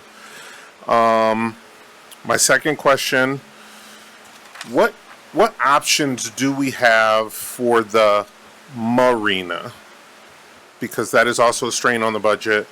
I know what options we have for the arena, but I would like us to kind of come up with some solutions to help that strain from the marina. The next one is smart zones. What is it and why is it a problem? In reading through the budget, I had a hard time understanding the smart zone thing. You talked about the sewer fund a little bit, so I'll skip that one. I don't understand as well as I would like to the MERS and why it's going up for the next 5 years and then coming down. So just a little bit more clarification on the pension issue in the MERS. And then when we sit down together, either in the work session or LPC, if you could explain PBB just even a little bit more than you just did right now. I know you just explained it, but maybe some examples of how you see future budgets go if we were doing a PBB model. And then my last question, maybe some questions I can ask Chief sometime, but if the commission are two priorities, one of them priorities this year was community safety, are we competitive? Like with our salaries, with our benefits? I know we got a good chief, so it's not that, right? But are we competitive? We need officers and we want to definitely keep our good officers. We don't want them going to down the street or around the corner because of pay. Is it just pay, or is there other things that we can look at to make sure that we're keeping the best officers we can and getting more officers? Okay, cool. I can answer some of those really quickly, and then I'll probably dive into some of these later. Why are public safety revenues down? There's a variety of factors there. One of the big factors is related to the ticketing system that we have and how it works. There's been some changes countywide, and the number of steps that you have to take to issue speeding tickets or things of that nature greatly increases. Tim could probably talk a little bit more detail than I could.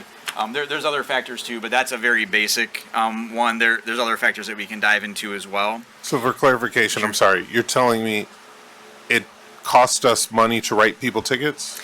No, the process that it takes to issue a driving citation, whereas before it was all housed in one system, is now housed in multiple systems. So the amount of time that it takes to issue one citation, I think they got to go through 3 systems now?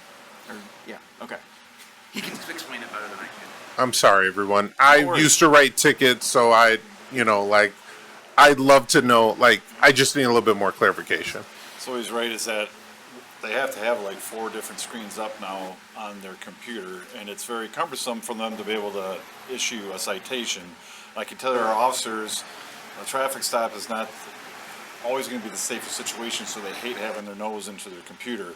A one-step process has always been the easiest, which we always had, and then we moved to a new system. I can tell you we just reverted back here just recently, so I would say that our officers are a lot happier now. They can just do one click. Okay. To me, it's the safety issue. Our officers don't want to be sitting there with their face in the computer when they should be also paying attention forward. That's one big factor. Yeah. Okay.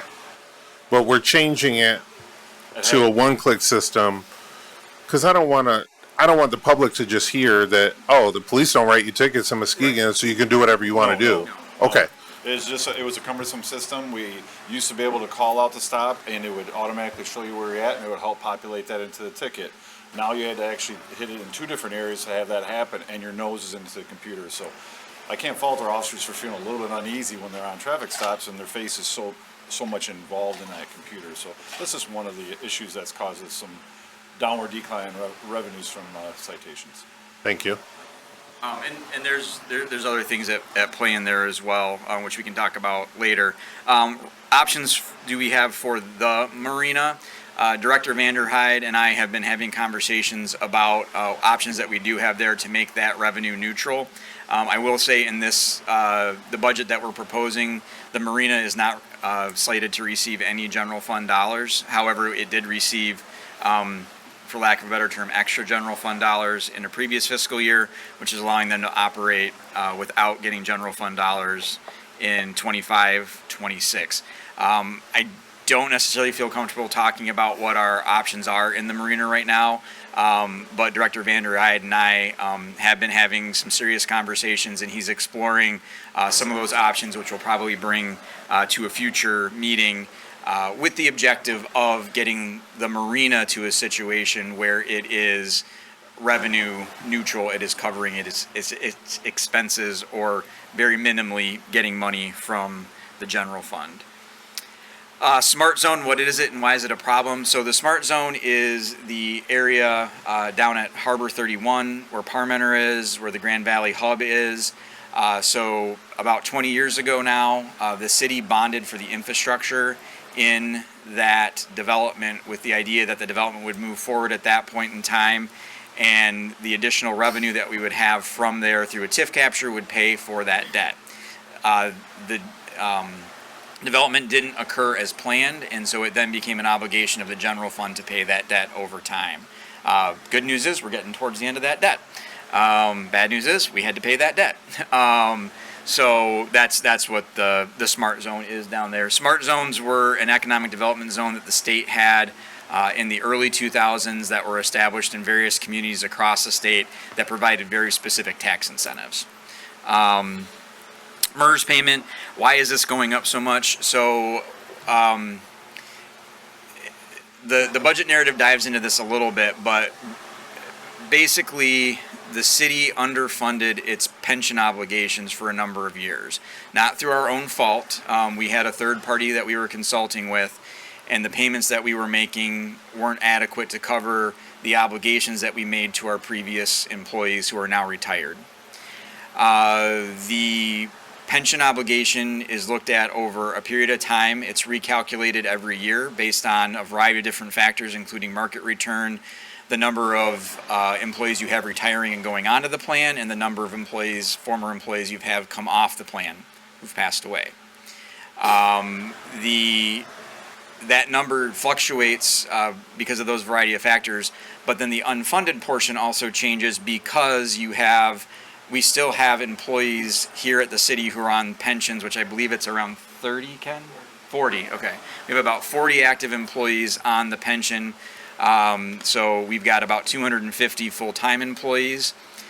So a little less than 20% of our employee pool is still on the pension. Your pension is based on your highest average 3 years of employment. That's generally your last 3 years. And so they start looking at those numbers every year and go, well, your average, numbers creeping up. So so your unfunded portion is changing a little bit. The market return was good, this year, not so good this year. They take the previous 5 years, average those out equally. So there's all these different factors that come into play. I noted that Director Grant, was it 5 years ago now? Did you do the smoothing? Yeah. We did a smoothing where we pushed out payments on the pension obligation over a longer period of time to get smaller increases. If we hadn't done that, the level that we would be seeing now would actually be north of 10 million in the general fund. Yeah, 8 to 10 million in the general fund, so significantly higher than we are today. And because of those actions that Director Grant and the Finance Department took, that got smoothed out, and those payments decreased at a lower rate. One of the things that we were hoping at the time that MERS represented to us was that we would hit a plateau and that we would have a leveled off payment for 2-3 years, and then it would start to come down. However, every year, because of a variety of those factors that I talked about, that plateau has gotten smaller and smaller and starting to look more like a peak. And as long as we have pension employees here, there's always going to be a little bit of shifting in that number. We do have some options that we can explore, which we're going to talk about tonight or tomorrow night in LPC on how we could handle MERS payments as an option, not the only option out there. The PBB models, we'll talk about that at another time. And then are we competitive with paying benefits on the PD? That's probably a bigger conversation as well. We have done some things, right, trying to attract officers from other departments, including having a signing bonus, and then 1 year in getting another bonus. So having to actually stay here for a year to get that. But from a pay standpoint, we all know what everybody pays. It's in the union contracts. It's public. There's just a variety of different things at play, including specialty teams that you do or do not offer, rotations through those teams if you do have them, and just the camaraderie, the quality of the workday, things of that nature that are a little less tangible. And I think we're, on those aspects, we're pretty competitive. But it's even things like we're upgrading the patrol room here on the first floor of City Hall. Currently, they're in the basement. They've been in the basement since the 60s, and that space really hasn't been updated. And so as we're trying to attract new officers, and, you walk into the city of Grand Rapids, and they have, a former Steckety's building is their police headquarters downtown. You go to the city of Holland, and they have this gorgeous building over by City Hall that you walk into a lot of daylight and things like that. And then you come here, and we're downstairs, and that's not all of it. Most of the time they're out on the road, but you want to make sure that folks feel comfortable. And are we accommodating those? We're doing things like adding sleeping rooms so that when our officers who work nights have to go to court during the day, they're not sleeping in their vehicles. They're actually going to have a room that they can go into and sleep and be comfortable, and then be refreshed and go to court, so that they're not driving home, sleeping for a little bit, coming back in, things of that nature. So, thank you. Yes. Thank you for all those questions, Commissioner Kogo. Thanks so much for all the answers. Mr. Manager, just very quickly with regard to the MERS and whatnot, because you mentioned that had been underfunded for a number of years. I just wanted to clarify, and you did note that it was no fault of the city, but I just want to emphasize that every year, as I recall, for at least the past decade, and I'm pretty sure the city has consistently done this annually regardless, is paid 100% of the actuarial number that was given to us in terms of what you need to contribute to your pension, what you need to contribute to your retiree health care, and the city has consistently paid at least 100% or more of what that number is. And so our OPEB, the retiree health care, is now over 100% funded, whereas, according to the most recent annual financial report, whereas the pension side has fallen. And so there were some issues, as Mr. Manager pointed out, and so now we're at under mid 60% funded of our retiree of our pension, and so there's work to do to get that back up. Unfortunately, because we were consistent in paying, we didn't benefit a couple years ago when the state was like, hey, we're going to give out a bunch of money to all the municipalities that are under 60% funded for their pension. We were above it, and we didn't get a benefit because we were dutiful in funding it. But I'm going to go on to the next questions. Commissioner German. Oh, just more of a comment. Okay. For City Manager, great presentation. Thank you for all the answers that Commissioner Kilgo asked.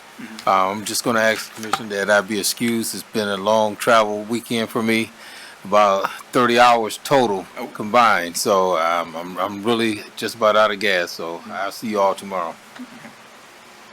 All right, any other burning questions right now? Because this will come to the work session on June 9th and then be up for a vote June 10th.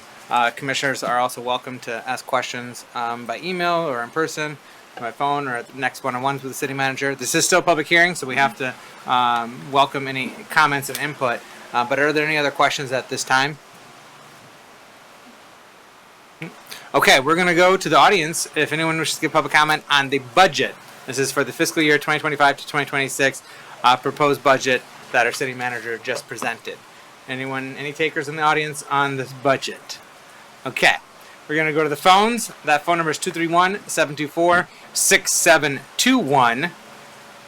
This is for phone in as part of a public hearing on the fiscal year 2025 to 2026 budget. We're not at general public comment yet, although that's coming very shortly.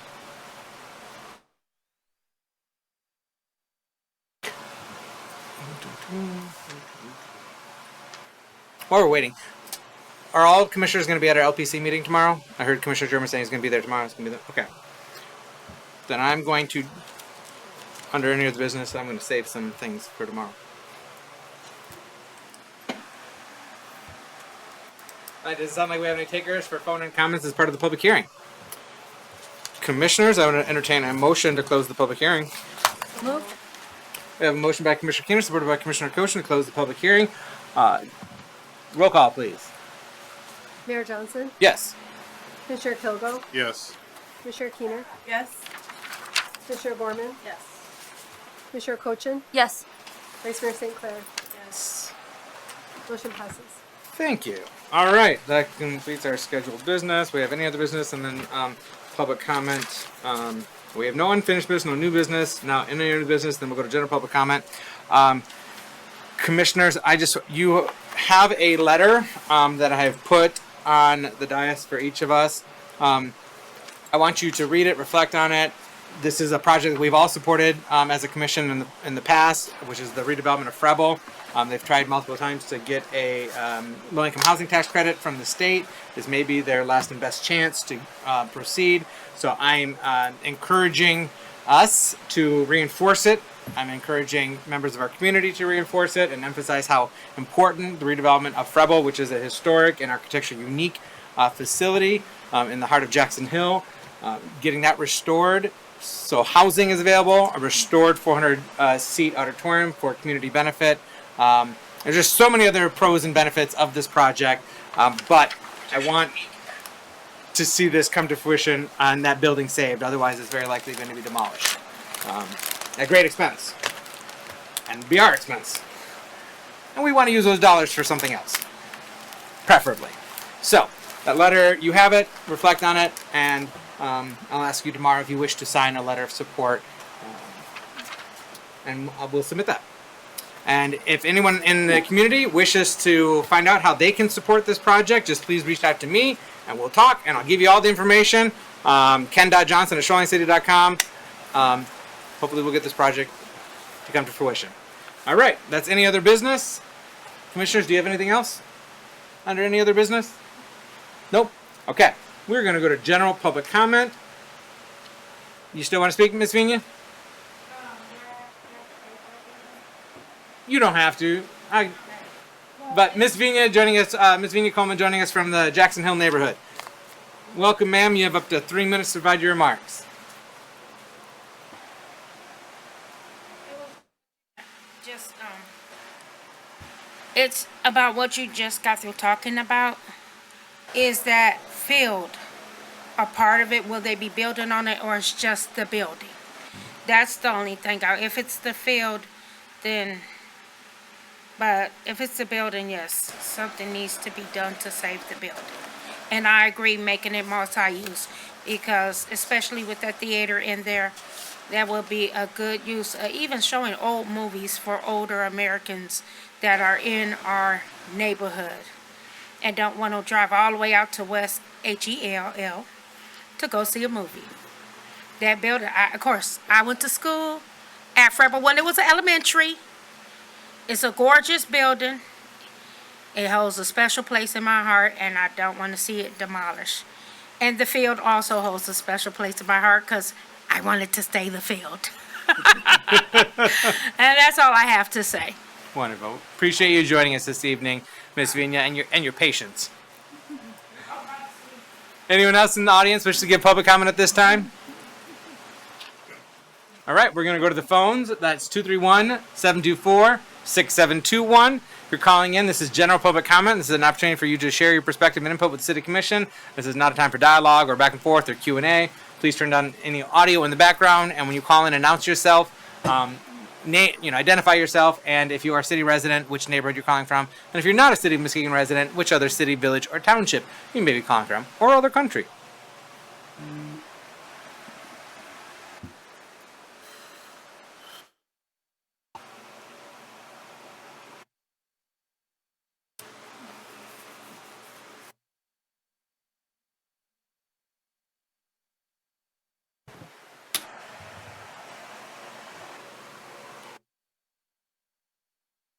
Okay, does not sound like we have any callers. That's confirmed. Correct. Okay. Commissioners, I would entertain a motion to adjourn. You know, just 1 second. I'm going to test it out because I know that this has been an issue in the past, and I don't want anyone to say, well, I tried calling and I couldn't get through. 231-724-6721. Especially if someone's waiting 4 hours. So I'm testing this out.